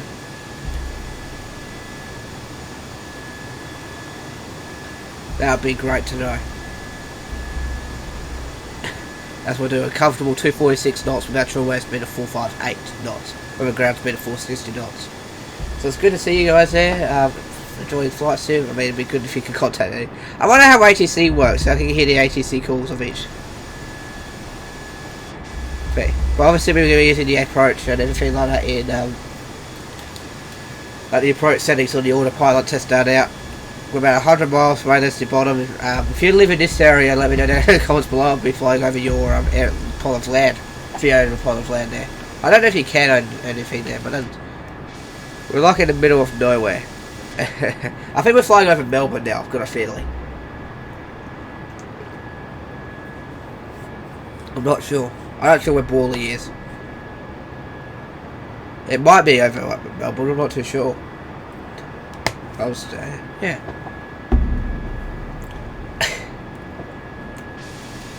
We still have trash bait in our good old side view there. Good old trash bait. Like that name. So if you see yourself in this video, let me know down in the comments down below as well. Lots of things for you to let me know down in the comments as this week. But it's so nice. I don't know if we'll see the harbour bridge because I'm not sure how. Actually, no, I think we will because Sydney Harbour, because I think Sydney Harbour is pretty close to the airport. I believe. I'm not too sure. Like in terms of our flight plan, we might fly past the harbour, Sydney Harbour, and the Opera House, everything like that. It'll be interesting to see.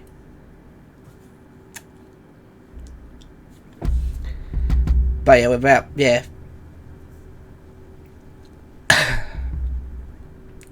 So I'll just go quickly check the time of my video recording. We're about 11 hour and 11 minutes into the video. I think we'll be landing in about half an hour, maybe. I would dare say half an hour. No, it won't be half an hour, probably like another hour, which I do apologise, guys, for a long video, but this is the first Flight Simulator 2020 flight. Can you blame me? I don't think you can. You can blame Microsoft for releasing this game on Tuesday. And yeah, it's so good. They've done a great job. It's not perfect, but it's a great job. If you want me to see like things I don't like about this game, let me know in the comments below, and I'll do that. And like say there's some things they can change, something like they can improve on with future versions to come. Because obviously this game's probably going to be in active development for a long time this to the big maps, updates, everything like that. They'll update the game to have those big maps. So I think this has very old. This game has very old big map starter, I believe.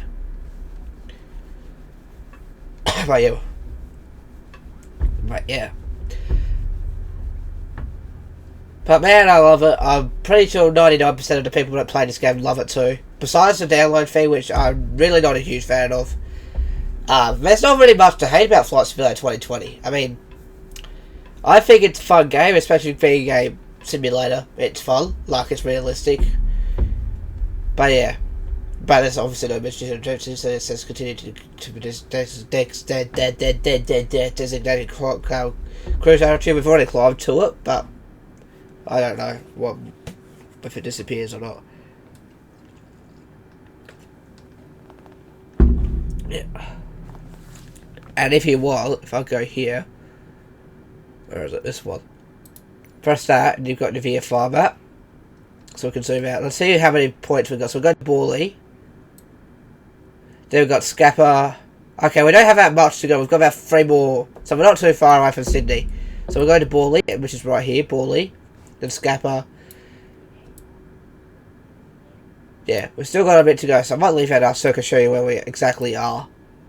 You don't really use this for IFR flight planning. You use the map down here because it's your instrument.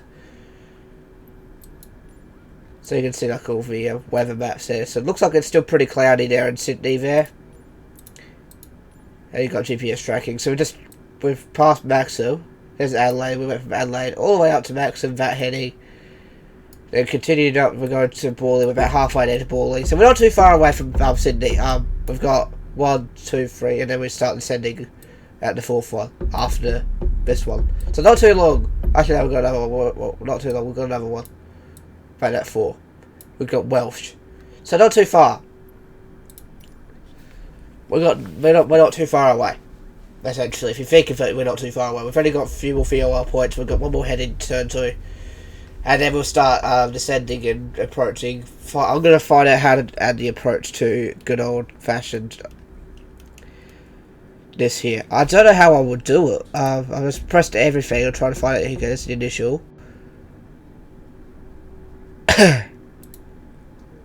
There's all your fuel stuff. But where would be the approach? Like, how would I go to approach?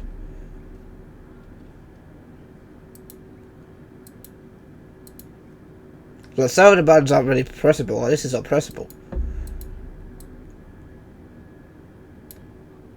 Make it brighter.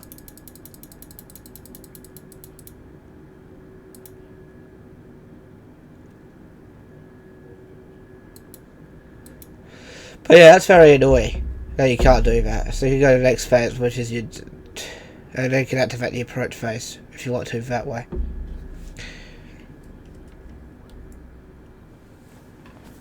Alright. Jetstar 767, contact Melbourne Centre on 126.0. Okay, cool. Let's contact them. Going to 126.0 Jetstar 767. There we go. Melbourne Centre. Melbourne Centre Jetstar 767 flight level 390. Jetstar 767 Melbourne Centre, continue to Morley as planned. Cool. Done that, so cool. Let's keep moving. We're about 59 miles away from Morley, as you can see. Doesn't say what our fuel flow is. So we're using 2,400 kilograms per hour of fuel. That's not too bad. We've got 2,600 kilograms left of fuel. Fuel on board. I guess that's what that means. Right, we're going to click on fuel down here. How much fuel have we got? So it's currently minus 46 and minus 18 in true temperature.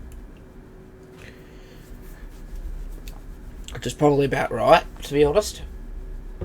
Alright. So we'll just continue to Morley as planned. I'll just press B.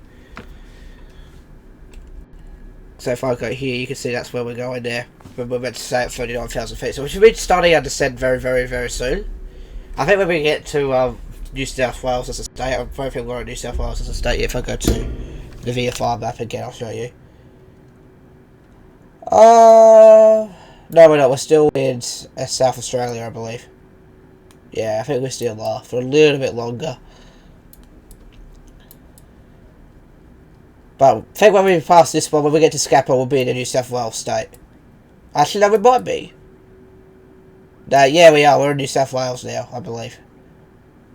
I believe that's how big New South Wales is. I wish I saw it by globe map thing, but I don't know anymore. Which sucks. I wish there's a map somewhere of the world that I can check out.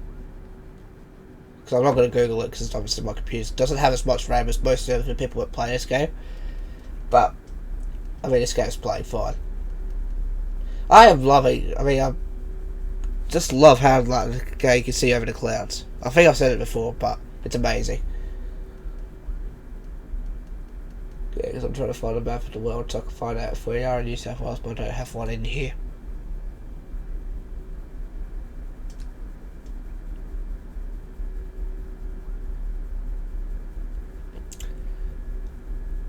But this is awesome. So do I recommend this game for newcomers or flight simulator later? I guess I do. I highly recommend it. It's like way better than X-Plane in terms of like ease of use. The only downside is obviously you need a very good computer, whilst compared to like X-Plane and previous versions of Flight Simulator 10, which Flight Simulator 10 Steam Edition is still a very good game, regardless.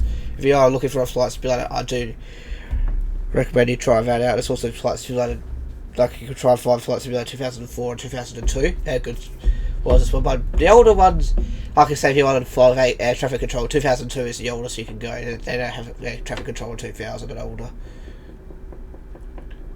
Which is a bit silly. They didn't decide to include that. But yeah. So we're at... Good, just chilling out now. So you see we're doing about 73% throttle. We could actually up that if we wanted to. But no, we'll just leave it in auto throttle. So we're actually doing 250 knots in airspeed as well as.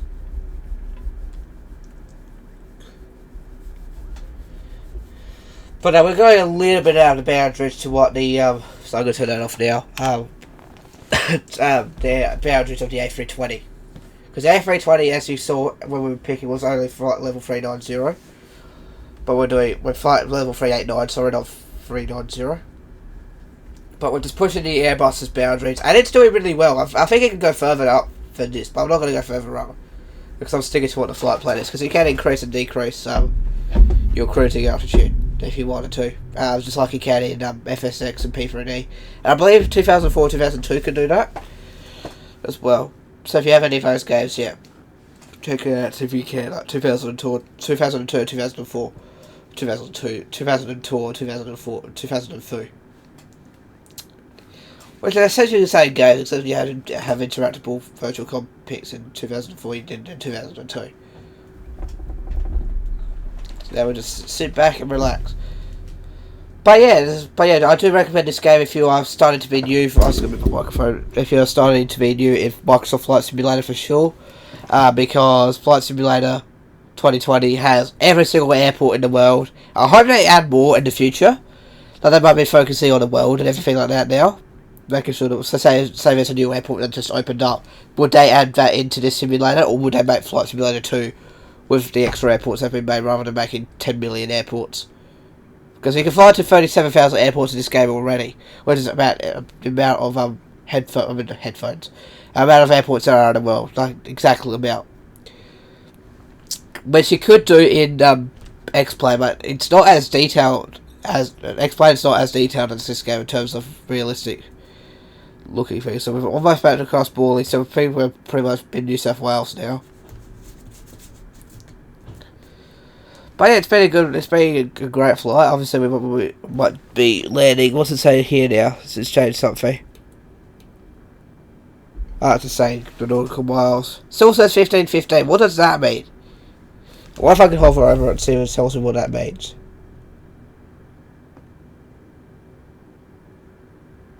No, it doesn't. But that's very chilled out flight.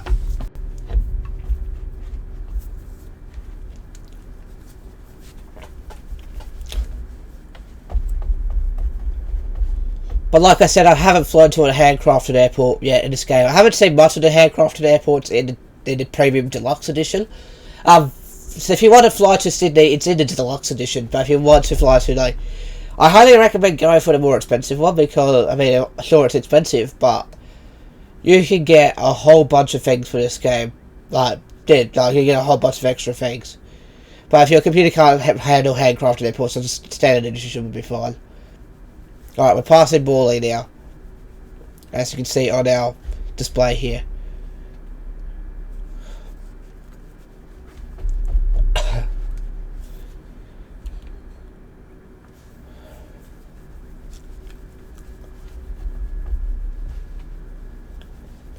And you can see the actual flight plan kind of curves here, as you can see, which is good. But yeah, like I said, tomorrow will be a DLC review for Omsi 2, and then Sunday we'll be doing a regular review of Omsi 2, and then we'll be doing some Town of Salem videos for Monday and Tuesday. We're doing the full gameplay, excluding Classic, and then we'll be doing another review on Wednesday for Omsi. Our schedule is Monday, Tuesday, Town of Salem. Wednesday is Omsi 2. Thursday is Town of Salem once again as Borley, so now we're turning into Borley now and going to the next page, which is Scapa. Which, are we needing to be at a certain altitude? No, we're not. Nah, well, it'll tell us in a moment, because we're going to the next turn now. To the next leg. Alright, and there it goes. Alright, let's go.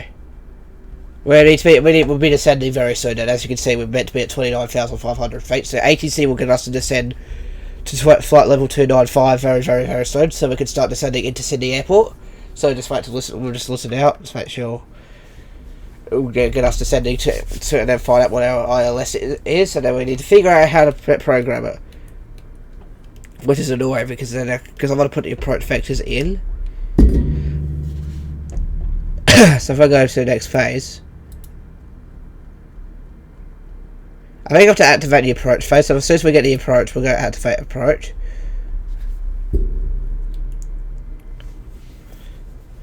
So there we go. So we should be descending very, very soon into New South Wales very, very shortly. This is a quite long flight. Why are we not... Why is it not counting down? Is it counting down here? Yeah, 106.3. Alright, just ignore that. That's something that just happened. That's weird.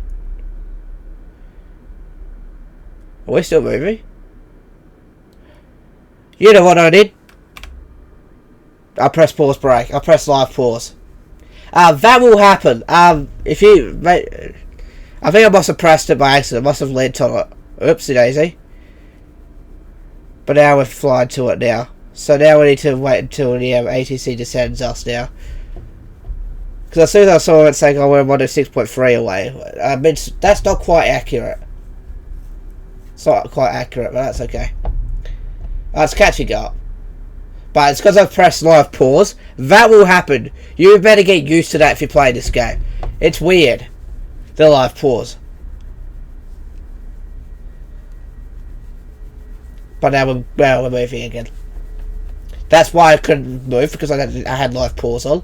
It wasn't a bug at all, it's just me. So eventually, because I pressed that because I was going to the ATC button to see where we can descend. So I'm going to leave that open so when we do our descend, then I can go and concentrate until landing this aircraft. Which you're supposed to do anyway when when you're under 10,000 feet. It's called sterile cockpit, which means you can't talk of anything apart from safety stuff. Like gear up, flaps up, yada yada yada, you can talk about. But you can't talk about what's happening on the weekend.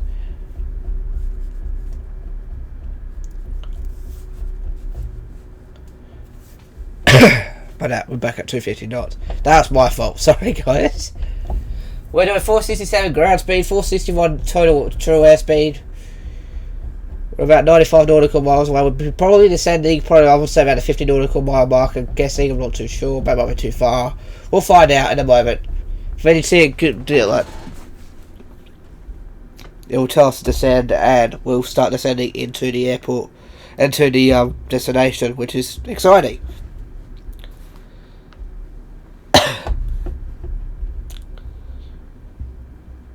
Then we'll do the approach and vectors, and then we'll go and fly the approach, and then land the plane. Very, very soon. And then that's the flight. And we did this in one part, whereas in P3D we did it in 2 parts. And yeah. So it's good to be playing Flight Simulator back on the channel. Like, I mean, like if you are new here, I used to play Flight Simulator 10 a couple of times. I used to do some cold starts of the A2A aircraft, as well as check out the some DLC reviews, and then we also did a flight in a Texan TX6, as well as a flight in a Cessna Cardinal that I found on as part of a install tutorial. I might have to teach you how to download, but I don't know if there's a way to install games outside of the marketplace. I mean, not install games, install payware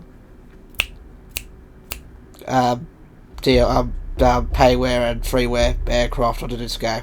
I don't think there will be, honestly. I think it would just be like outside of the marketplace. I'm pretty sure there might be freeware listed on the marketplace. I'm not 100% sure. Be cool if there is. But yeah, we're about 80 miles left. We're about, yeah, now it's actually about 400 off months ago.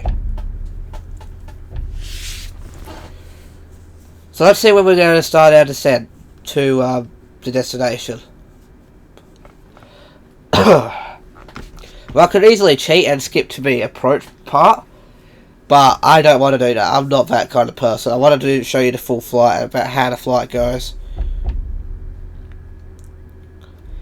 and everything like that, so you can see what it's like to fly to this destination in this game.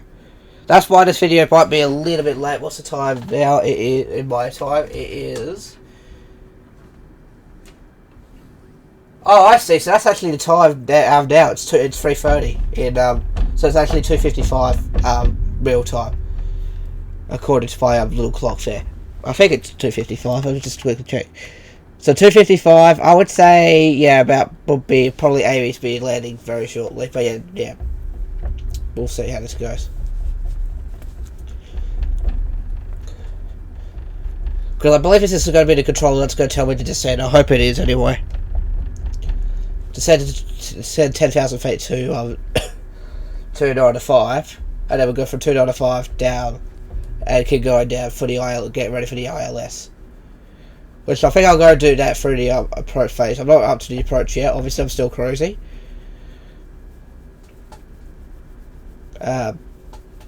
For about at least 70 miles, nautical miles, but then we'll start at descent. Like I said, this feels pretty quick.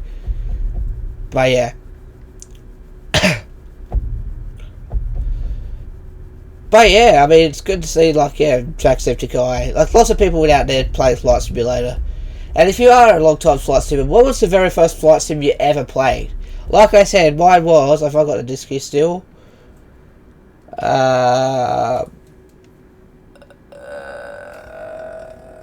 put it somewhere, there it is.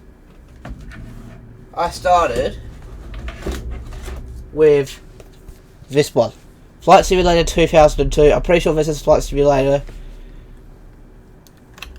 Let's just see if you can see it. You can't see it, dang it. Yeah, you can see it there. If I turn it to its side, you can kind of sort of see it. Just making sure it doesn't focus. So yeah, I started with this game here, Flight Simulator 2002. And it is the exploded edition. I got this from our cash converters, our local cash converters, which we have here in Australia. It was only $3. And this was a bloody good game. You can fly through 21,000 airports.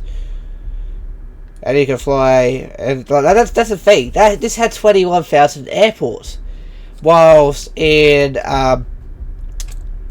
this game is 37,000. This game 16,000 from 2002 to 2020. That is crazy.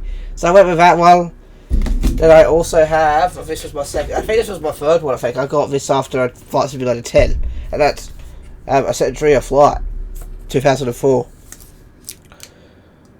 Which I believe also had about the same amount of airports, 21,000, and then the FS10 had 24,000 from memory. So it goes to show how old I am. Like, this game was legit what got me started into flight simulation. I didn't really do much IFR flights in that game, honestly. I did mostly VFR flights. But yeah, that's what got me started. It was Flight Simulator 2020. I'm just going to quickly get out of that. And what was new back then was air traffic control. That was a big thing.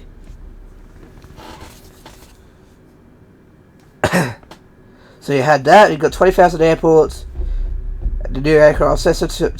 I thought it was about to say something. Cessna 208, which had the float version, like you had floats. I was completely the one in Flight Simulator 10 didn't. 747-400 and 172S, and then he also there's like 4 Cessnas you could fly. Different 172s, 182s.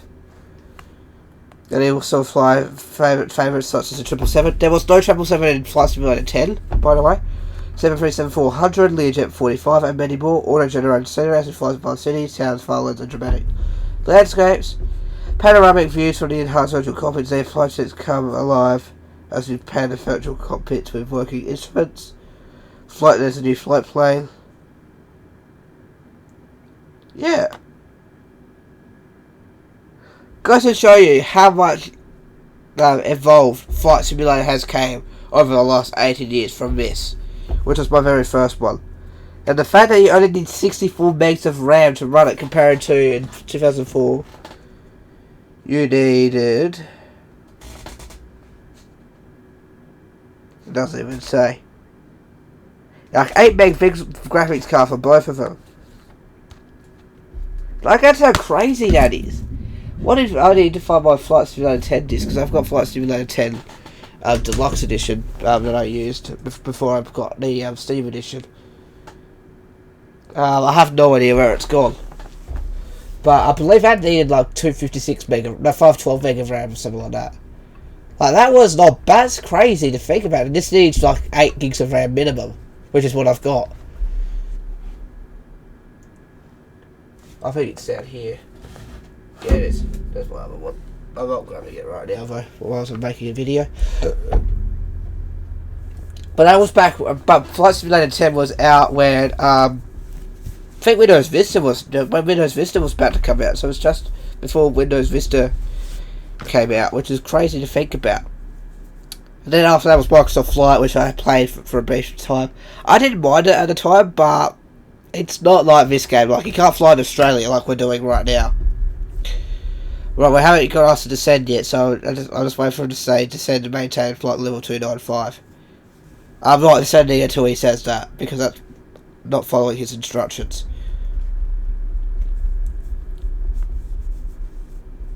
So we'll just wait and see if it... Either A, we change frequencies, or B, we descend. I could request a vector, but I'm not going to.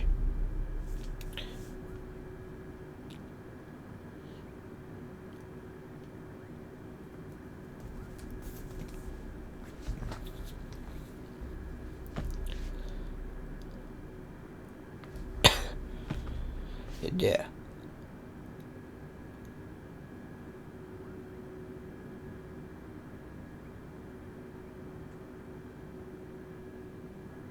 We'll see. So this is going to Scapa, and then we're pretty much on the approach, then starting to descend to the airport as an ILS, and then we'll be landing there, and then we'll be going to the gate, and then we'll go, that's it. I'm checking out the aircraft and airport for a little bit. I might do a flyover with the drone. I'm not sure.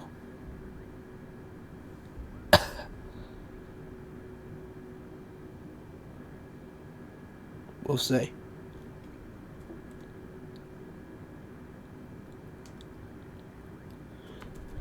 Is it in sync now, is it? Yeah, it is. Look at that. It is.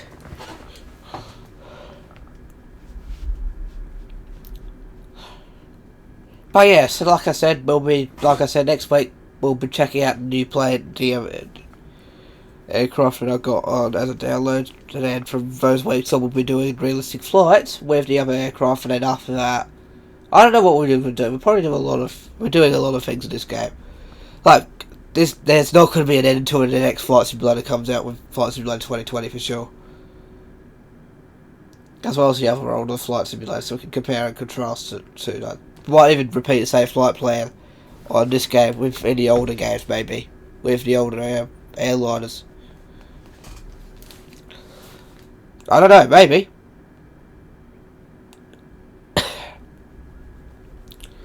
Okay, we're not descending yet. It's not telling us to descend yet.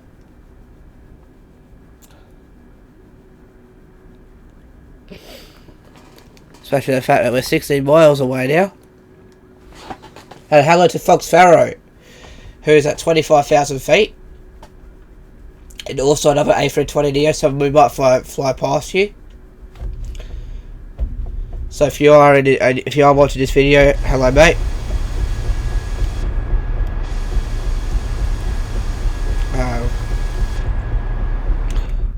So cool to see like the icing effects. That's so cool.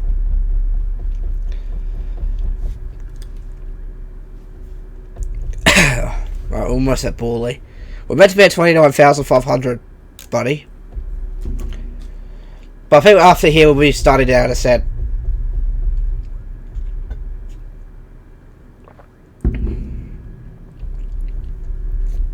Okay, 10 miles to go. 9 miles. And you can see it on our display there, Scapa. So after Scapa, you can see after this is Scapa, not Borley. Yeah, Scapa will be in. Okay. Sure thing. Thank you very much, buddy. 119.5 for Jetstar 767. So Canberra's that way, as you can see, and we'll be flying past Canberra now, because Canberra's a little area between Melbourne and Victoria, Victoria and. Jetstar 767 flight level 390. Jetstar 767 Melbourne Centre, continue to Scapa as planned. Yes, sir. Let's actually see if he descends us very soon, though. Especially with the fact that we should be at 29,000 feet now, but we'll see. Alright, we're going to Acmere now. Acmere, and then we go to Welsh and Ordau, and then we'll be landing. And why I did this in all one take too, keep in mind, the last video I did on the the Sydney flight was 2 takes because of the crash of the game. We haven't crashed yet, which is good. Right, we're meant to be at 11,000 feet now. Come on, ATC, what are you doing? Pick up some slack. We're the only aircraft in the frickin' in the actual channel, in the actual not channel, the actual the actual comms, in the actual airspace, I guess you could say.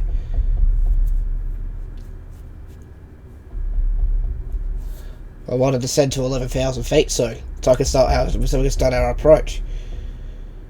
So it goes to show you that this ATC is not the greatest in terms of. But we're almost there though. Well, we'll definitely be landing this aircraft hopefully first try.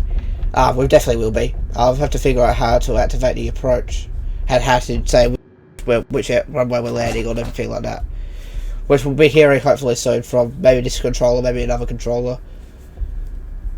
But yeah, so this is pretty much almost the end of the flight. We'll be starting our descent very, very soon, and then we will be landing at the Sydney Airport and taking you off the aircraft very, very soon. So make sure you get your seatbelts fastened when the seatbelt signs turn on, as we'll be starting our approach very soon to Sydney. And hopefully you'll see. Hopefully, if you guys live in Sydney, it looks realistic enough for you, especially being up high in the sky.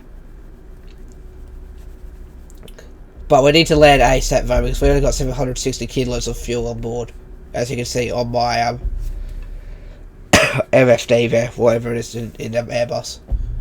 I think it is the MFD, I believe. I'm not too sure.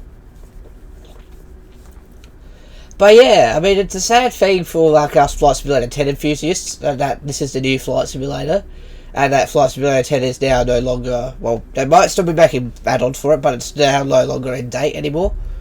It's so sad to see that game go. It was a great game. This is obviously going to be better, but Flight Simulator 2020 to me was my childhood. I started playing that game, I think, around about 2008 when I was about 8 years old. And I remember going home from school. That's Asia. There's a 747-800 over there. Let's see who that is. Asian Crispy Pork. G'day, mate. Nice to meet you there. If you're watching this video, let me know down in the comments below that you saw yourself. It's good to see you there. You'll fly out to 13,200 feet. I don't know where you're going. Here we go. Jetstar 767 descend and maintain flight level 310. Right, we're going to 310, so we're going to go ahead and descend now. So yes, like I said, we are descending into the airport now. Descend and maintain flight level 310 Jetstar 767. So to 310 is where we're going. So 310, let's select altitude. It will start descending ourselves automatically. As you can see, we'll slide the throttles automatically adjusting itself for a descent. And we are going to descend very, very, very shortly. The plane will do it by itself. Yeah, away we go. We're descending. Just like that. And hello to Rep Start 14 in the CP10. I don't even know what the CP10 is. I hope you're having a good day, sir, and enjoying your flight.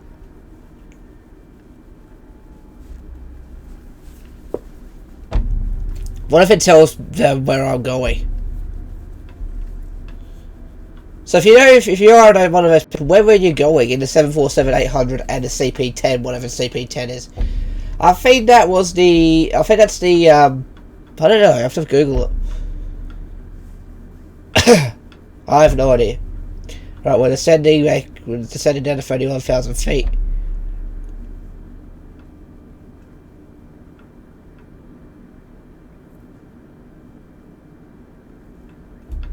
And yeah, we'll get down there now.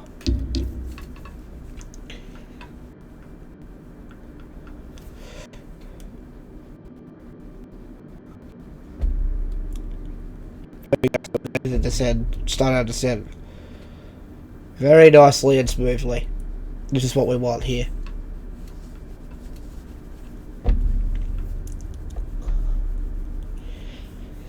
Paco 88, hello mate. The B36, I think that's the Comanche. No, not the Comanche, the Bonanza. For Bonanza. At 11,000 feet.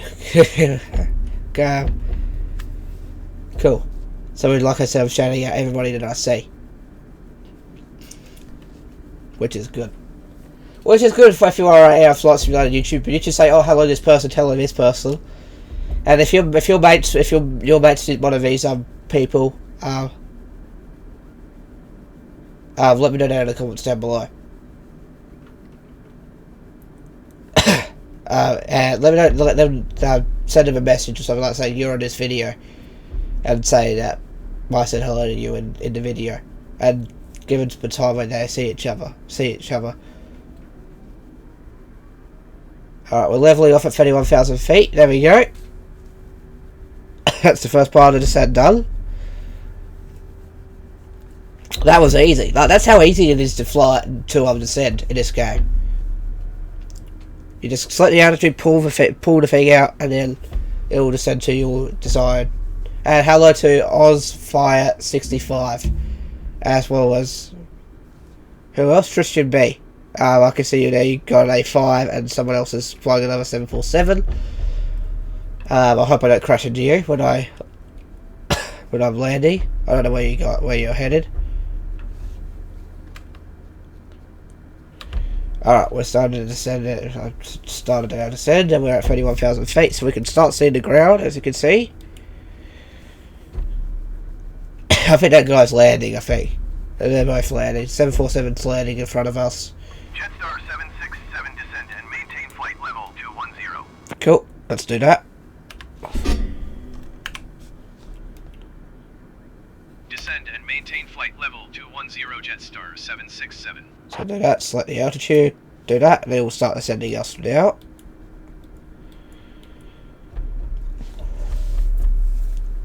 So yeah, there we go. We'll start descending us, there we go, we're descending. I'll just let it do its thing. So that's another 10,000 feet we're losing now out of altitude. But yeah, that could be something that could be worked on, like, as soon as we pass a vector, tell us to start descending so we can get ready for the next vector. That'd be great.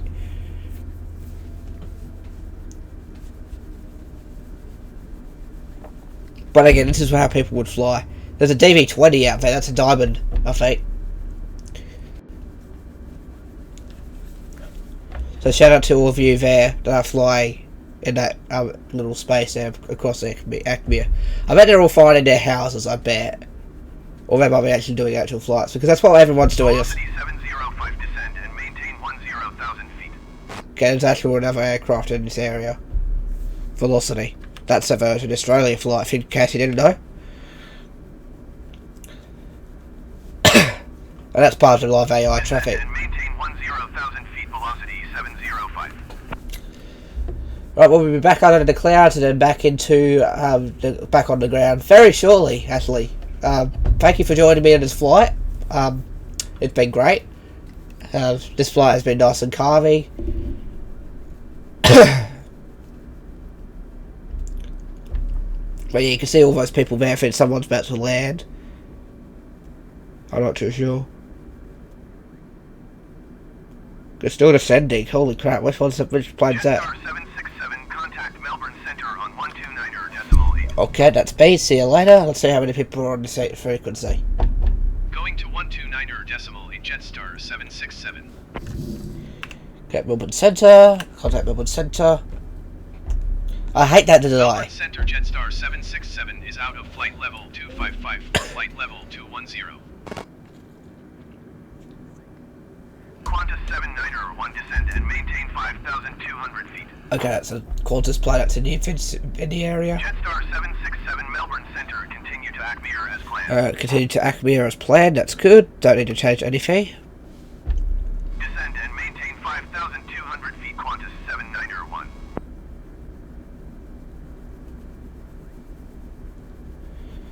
Alright, we're 28 nautical miles away. Hope they do. I'm hoping they do Australian voices for ATC very soon. That would be great if they did include English and Australian, and then they could do like Australian accents. And if you need somebody to do the voices, feel free to let me know, Microsoft. I'll be excuse me, I'll be greatly appreciated doing those voices. So like I say, like I'll continue on to this thing, like yeah. So I've been watching a lot of ATC, and I've also been watching other flight YouTubers, like especially Stephen Drury, who's YouTuber who's from the UK, just like my mum is, and lives in Australia. But my mum's from the UK originally. So yeah, as soon as I found that out, I was like, oh. And now he lives in Melbourne, so I've flown past him, I believe. So if you're watching this, Stefan, hello. Love your videos, mate. And you're welcome for helping me helping you out on the Talks of SR22, which I do own actually. I've actually downloaded that aircraft a bit ago. Okay, we're at 21,000 feet now. So I guess as soon as it says we've got the approach clearance, we'll turn on the approach mode in the FMC.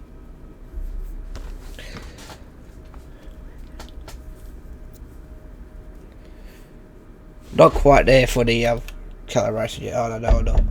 Probably by the time we get closer, but we go past things by 18,000 feet. But yeah, we'll see. Let's just see if it's telling us to let descend anymore.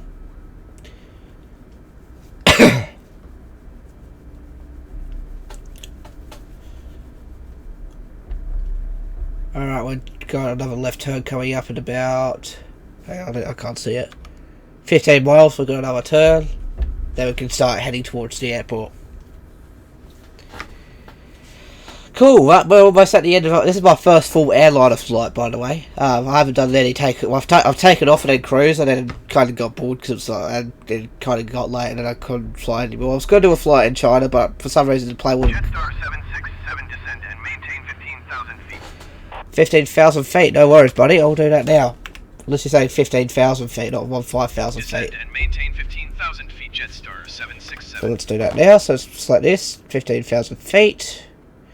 Then we'll go ahead and engage the selected altitude, and it will start descending again. As you can see, it's automatically adjusting the throttle, so we can start doing a big descent. There we go. There we go.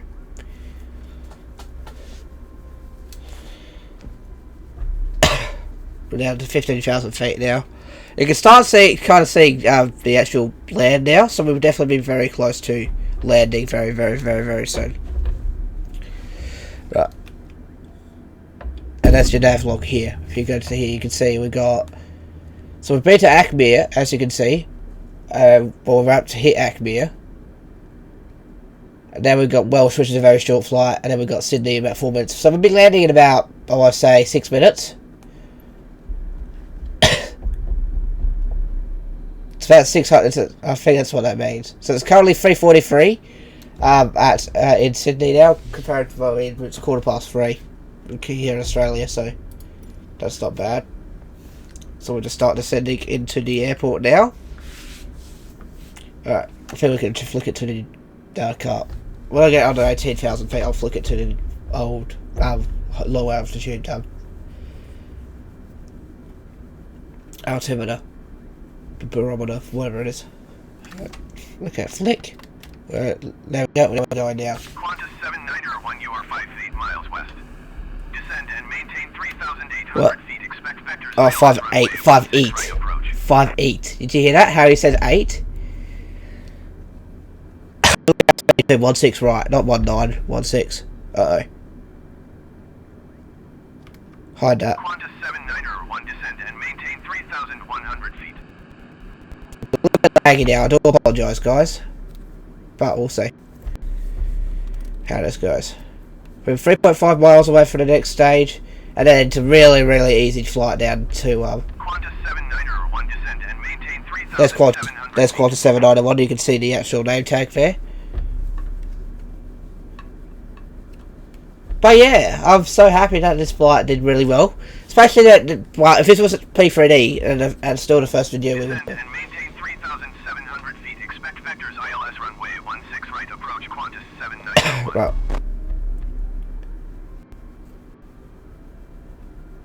There we go. The crocs over the next one too. We're off to. Yeah, sorry for the lag a little bit here. It's a little bit laggy. I do apologise. Qantas 7901, descend and maintain 3,100 feet.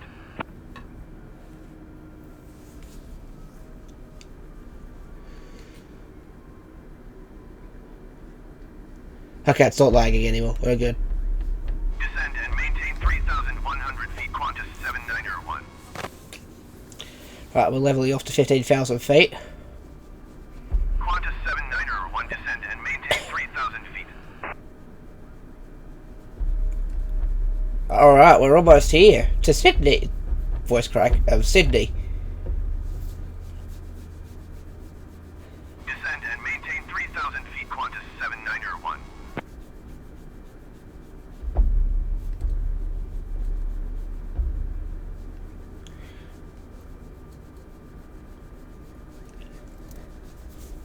Alright, we're 6 miles. I believe we might descend a little bit more very soon. This was fun. It's good to actually do a flight that you actually don't accept. For the fact that I'm in a different aircraft to what I was on to East Lake, I was actually... 767, descend and maintain 3,000 feet. Wow, that's a big descent, buddy. Descend and maintain 3,000 feet, Jetstar 767. Alright, we're going to 3,000 feet. That's a big descent. Mandarin 9011, descend and maintain 10,000. Okay, gets lagging again. Sorry, guys. I don't know why it's zooming out.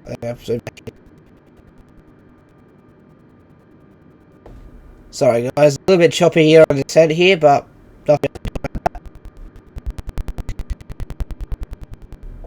Can I descend now? I'll descend to 5,000 feet. Come on. 5.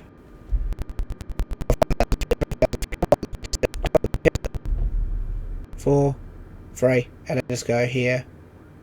Engage selected altitude, not 2,000 feet. There we go, that's better.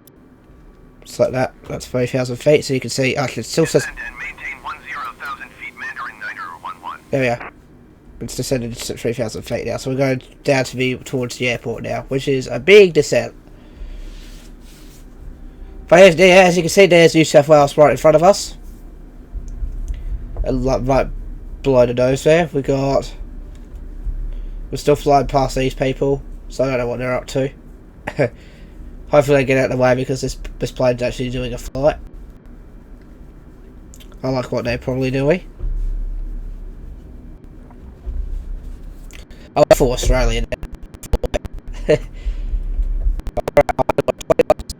you can see there on the ND, it's a little bit laggy still. It'll be lagging from down there because it's loading up on the whole world and downloading everything, as you know.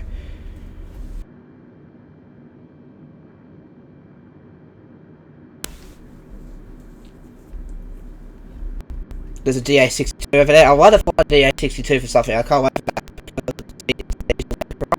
And we're interested to see how that flies compared to the other aircraft. I think all the diamonds are diesels.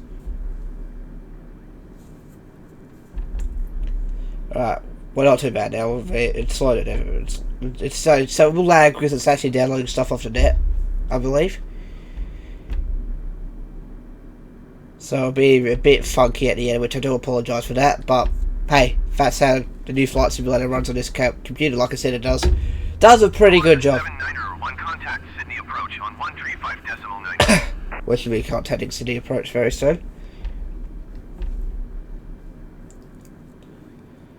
But yeah, that was actually a good flight. Good cruising altitude. This plane did so well. 9011, you are 15,100 feet above your assigned altitude. Descend and maintain 10,000 feet. Oh, about 6 miles away. One thing, I hope I can change the voices too. I'm not really a huge fan of his new voices. I mean, they're okay. But I would love to change something. Like I said, I want to change accents and everything like that. That'd be very cool to have in the future. Descend and maintain 10,000 feet. Especially if you like flight and make it like automatic flying in Australia. It has an Australian accent. It's kind of like GSX in a way. Like how, you know, when I was taking off from Adelaide last week in P3E, and it had a "Hello, Captain." So it actually sounded like an Australian, like how it should be. Alright, a little bit laggy here, still. We're still lagging. Which I do, once again, I do apologise for the lag and responsiveness. That's not my fault, obviously. That's actually something to do with the simulator itself. It's just downloading all the auto generations. 135.9 or Qantas That took you a while to say.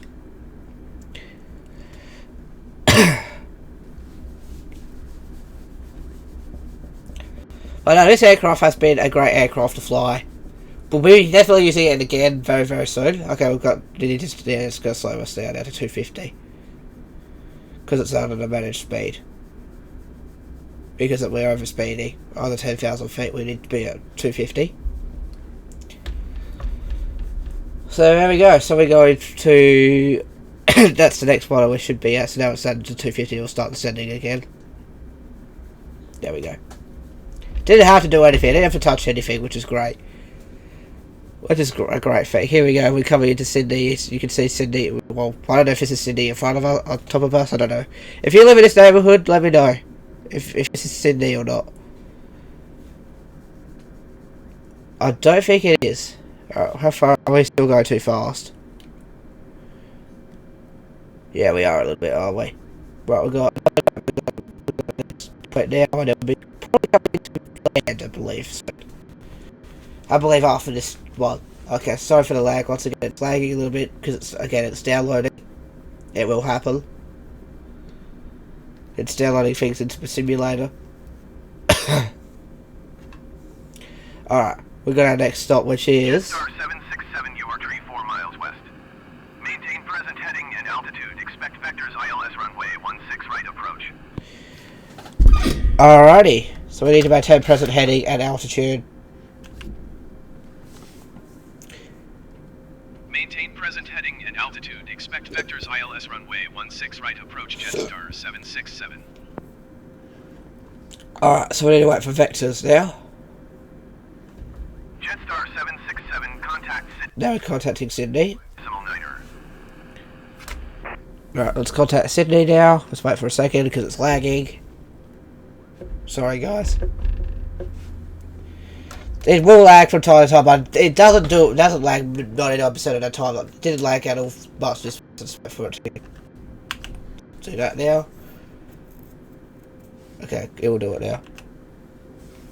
It will still descend. 135 decimal niner, Jetstar 767. Alright, let's go with that now. Let's contact Sydney approach. Sydney approach, Jetstar 767 is out of 8,900 feet for 3,000 feet. Now we're just waiting for vectors. Jetstar 767 Sydney approach, continue as planned. Altimeter 29er. Yeah, we're good with that. Okay, it's not lagging anymore. I think it's down what it needs to. So we're landing at 16 right, so that will be our we'll wait for vectors for that, and then we will start landing very, very, very, very shortly. So make sure you have your seatbelts fastened and your seats are upright, and tray tops are not tray tops, the tabletops. The tables are lifted into the upright position, ready for landing, and your window shades are up. Because I don't know why. Why did they tell them to put the window shades up? I have no idea. Okay, let's check the right. As you can see, that's where we're going. I don't know why it says log. But we're actually going straight still into Sydney. So not a very long flight to go. So we're just watching the instruments down, watching us descend. We're about 4,000 feet to go. But that's not bad. That was a very good flight. Very good first flight in for the channel. In the A320neo. The approach is usually a very long process in this game for some reason. Like one of the approach when I went to when I was doing the Canada flight, I had to go like a really long way until a certain point and then turn around, which was annoying. But yeah. Alright, we're going past 6,000 feet now. We're at 3,000. We're about halfway to go. And then look at this. This is Sydney. This is just outside Sydney. So if you live in any of those buildings, let me know. Let me know. And congratulations, I've flown past your house. Right, so I guess I'm going to have to go activate the approach phase on the system here. So let's do that now. Alright, previous approach. Next phase. Okay, I don't know how to set this up, so I'm just going to roll with it. We'll just go over it and just press the approach button when we get to there. JSO4444, good to see you, mate. Hope you enjoyed that DA62 of yours on Oz 565. I hope you enjoyed the I5. Not the I5, the A5. Oh, he's gone. I think he crashed. Anybody else? Ripstart, I hope you enjoyed that CP10. As I was on a descent down to Adelaide, Sydney. So make sure we don't hit any of the general aviation aircraft. He's at almost the same level as us, so he's starting his descent.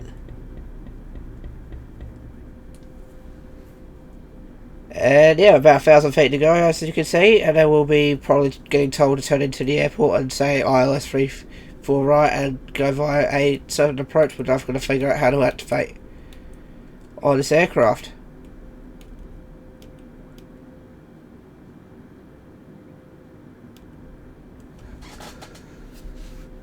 Because usually you'd go here, there's like a departure and arrival button, which this aircraft doesn't have.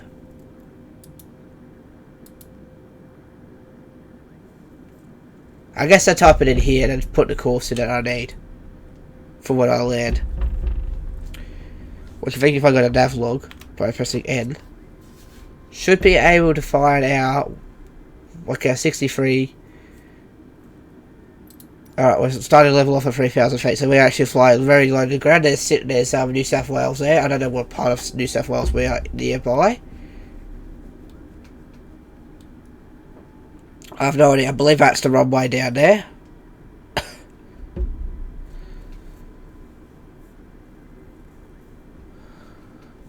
But we'll see. So yeah, that's it. We are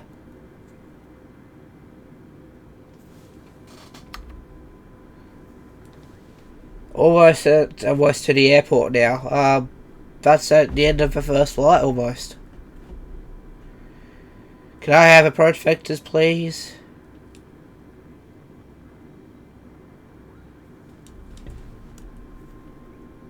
So there we go, got some town there. I don't know what neighbourhood this is, if I'm honest with you. I've been to Sydney, but I've only been to like one neighbourhood and around that area of it. I've been to Manly area. That's really the only place in Sydney I really go to. And also South Sydney, main capital. Been to Sydney. To go to like the biggest Microsoft store or something like that. It's like, yeah, that wasn't what I was expecting.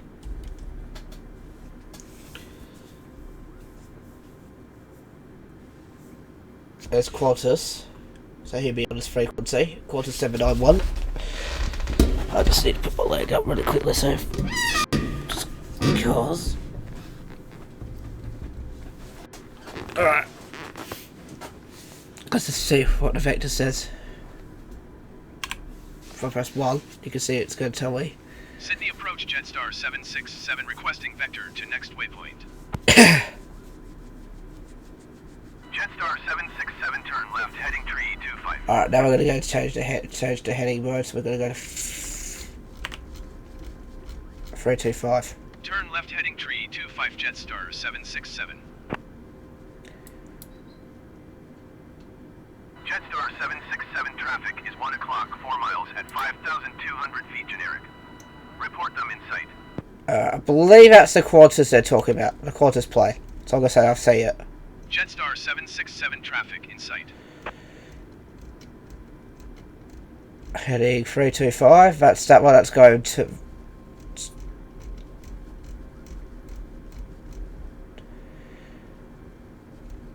Oh.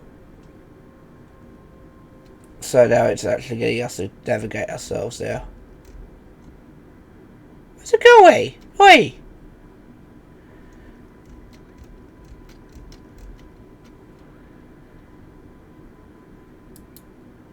Engage selected heading. Why are we going back this way? Come on. Why don't I turn nav off? I don't want to follow the nav. Hey, let's have a find out. Just follow the nav. I've got it turned into 325. I think it is turned into 325. Yeah, it is. Sydney's just down that way, but we're going to follow the ATC's directions now.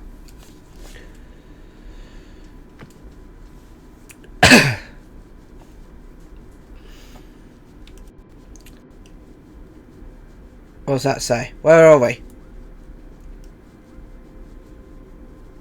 So over there is the Holsworthy Army Airfield's that way, and then in front of us is Bankstown. There's Bankstown. Right now I know where we are now.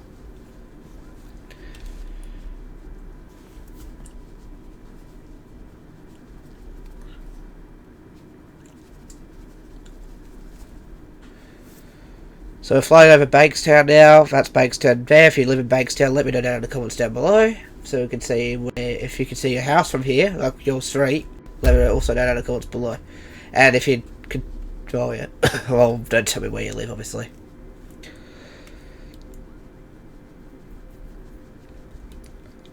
That'd be kind of silly.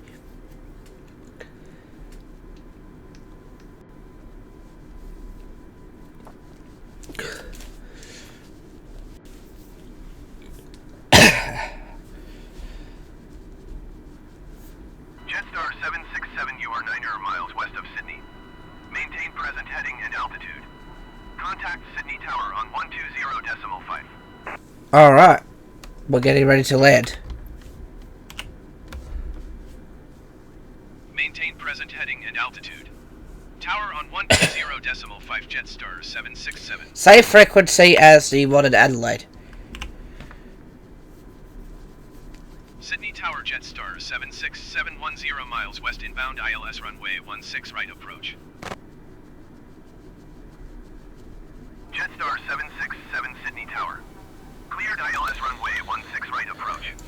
Altimeter If I press the approach button, is that going to direct us to... Yeah, it is. We're turning into the airport now. Cleared ILS runway 16 right approach Jetstar 767. Let's just make sure we know where we're going. Sydney Tower Jetstar 767 is unfamiliar with the area. Request directions to the airport. Jetstar 767 airport. Oh, we've got a huge turnaround here. Look at that. This is definitely in Sydney. We're definitely flying over Sydney now, I'm pretty sure. There's lots of shopping areas here. Wow. Look at this. I was only there, what, 9 months ago. I can't believe it's been 9 months since I've been there. So about 11 miles away from the airport, so we're doing a nice 11-mile final. We'll go ahead and land at Sydney Airport, which is down there. Just make sure that is actually saying the right thing. Sydney Tower Jetstar 767 is unfamiliar with the area. Request directions to the airport. Runway is 9 nautical miles away, so we're definitely landing up for the runway. Jetstar 767 airport is 1 o'clock. Okay, there it is. We're flying that way. We're flying towards that way, so it's actually doing it in descending for me. So we'll go ahead and wait for it to turn around. Hopefully it does turn around. Yeah, it does. Yeah, it will. So we're going to go ahead and start our descent. This is it. This is it. The moment we've been waiting for. This is the landing. Thank you for very much for flying with me. Let's have a look at this handcrafted Sydney Airport, shall we? Let's see how good it actually looks. So let's hope that BE-36, I hope he's not on the runway, otherwise I'll have to go around. I bet he is. Alright. We've got a good descent, we've got on the glide slope. We're 6 miles away. Hopefully we can get our landing clearance soon, and I'll just slow down and get the flaps down. But, I mean, look at this. Look at this. This is Sydney right here. Look how good this looks. Didn't see the Opera House, sadly, but the Opera House is probably that way. Like, not me, the way I'm pointing like towards Qantas 81, number 9034. They've got Paco 88583. Jetstar 767 cleared to land runway 16 right. Alright. 267 at tree. Cool, let's get our landing. We've got our landing clearance. Cleared to land Okay, runway gear 16 down. right, Jetstar Flaps 767. down. Keep lowering them, so keep our speed. 1000. 1000. Oh, my press the pause brake button so the scrolls lock. Right, here we go. We're coming into the runway. We've got our clearance to land. Let's go back to inside view. We're at 1000 feet. We're 4 miles away from the airport. I can't see the runway. That's the thing. I cannot see the runway. I can see the thing that says runway, but where's the airport runway? I think it's still loading in a bit.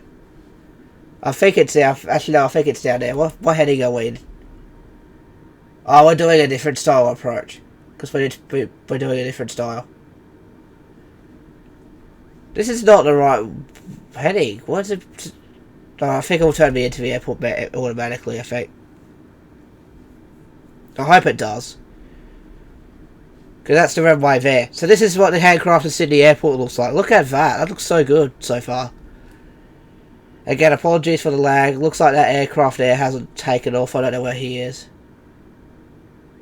Frederick, if that's you, if I get told to go around, that's your fault, buddy.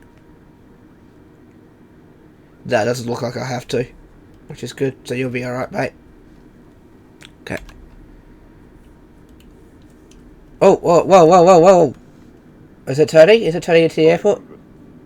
Hang on, hang on, hang on. I'm going to go to the outside view. It's easy to land inside view, but outside view, in my opinion. Yep, turn that off. Start turning it off. Throttle to idle. Oh, we've just missed it. Oh. You do not fly like this in real life. You do not. Well, bit more. We're not landing at the airport otherwise. 200. Right. Ease it off a little bit.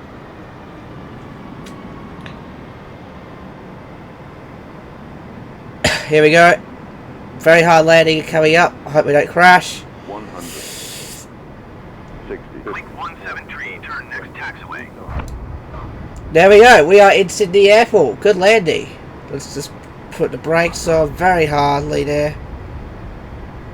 There we go. Brake right now. Was that telling me to turn the next taxiway? Or was that another aircraft? Oh, it's another aircraft. It's the Q-Link. Right, let's go right now. We've made it to Sydney. We've landed at the right runway. Let's put the flaps back up now. Jetstar 767, turn next taxiway. Alright, we're turning into this taxiway here. Welcome to Sydney Airport.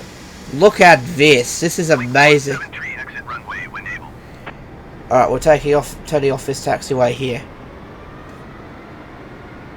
We're doing about 18 knots, so we'll just go exit the runway now. Welcome to Sydney Airport. We'll don't move until the seatbelt signs turn off. 767, contact ground on 126.5. Alrighty, let's go. Let's go contact ground, and then we're going to taxi to... Jetstar 767. Okay, cool. Let's go ahead and taxi to the gates. Sydney ground, Jetstar 767, taxi. Okay, where are we going? Jetstar 767, taxi to gate Kilo 121 using taxiway Bravo 7 Bravo 8 Charlie Kilo. Alright, well, it's a taxi clearance. Let's get going. Taxiing to gate Kilo 121 using taxiway Bravo 7 Bravo 8 Charlie Kilo Jetstar 767.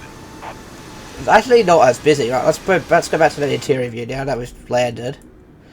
Let's go and experience Sydney Airport. So, Ground Air China 614 with Golf ready to taxi IFR. alright, then we're going to follow the blue arrows. Air China 614 taxi to and hold short of runway 16 left using taxiway Delta Oscar Mike Tree Golf Charlie. And that's where we go. That's where we go. Charlie Kilo Bravo Bravo 8 Charlie Bravo 10. Contact tower on 124.7 when ready. Okay, they have different tower frequencies too. That's cool.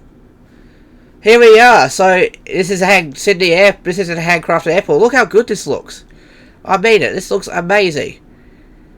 Taxiing hold short runway 16 left using taxiway Delta Oscar Mike Tree Golf Charlie cross runway 25 Charlie Kilo Bravo Bravo 8 Charlie Bravo 10 Air China 614. Why is there an Air China flight here? No idea. Oh my god, this is amazing. Like, look at the quality.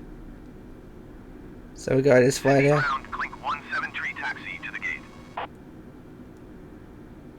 And here's our gate here. Clink 173 taxi to gate Foxtrot Tree using taxiway uniform Tango 1 Tango Lima Bravo Bravo 10 cross runway Tree 4 left Bravo 9er Foxtrot 9er Bravo cross runway 7 Bravo Golf. Okay, we're turning right here. This is our gate. Look at this. This is amazing. Look how many cars there are.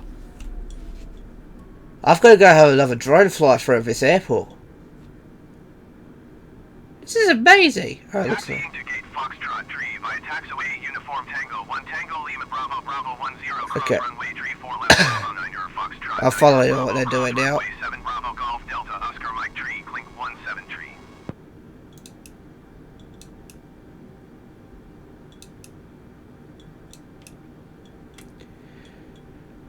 Okay. Go right a little bit. Right a little bit. Still a little bit wrong on the right.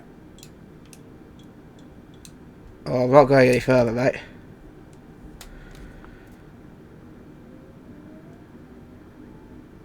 Okay, and oh, can't see him, and stop there. Awesome, there we go. So let's turn off the engines now, which I'll just go ahead and just flick off the engine master switches, I believe, and that's still shut off the engine. There we are, engines are coming off, I hope. And there we go. That was our very, very, very first flight in Flight Simulator 2020. It was an hour and 50 minutes long. We did 2 landings. I mean, that was the first landing, was the Cessna flight. I hope you have enjoyed that. In the A320neo, this was our first flight in Flight Simulator 2020. Let's go back to the main menu now. That's it. Yeah, I was going to do it to the drone. That's right. I'll do that later. But that's it.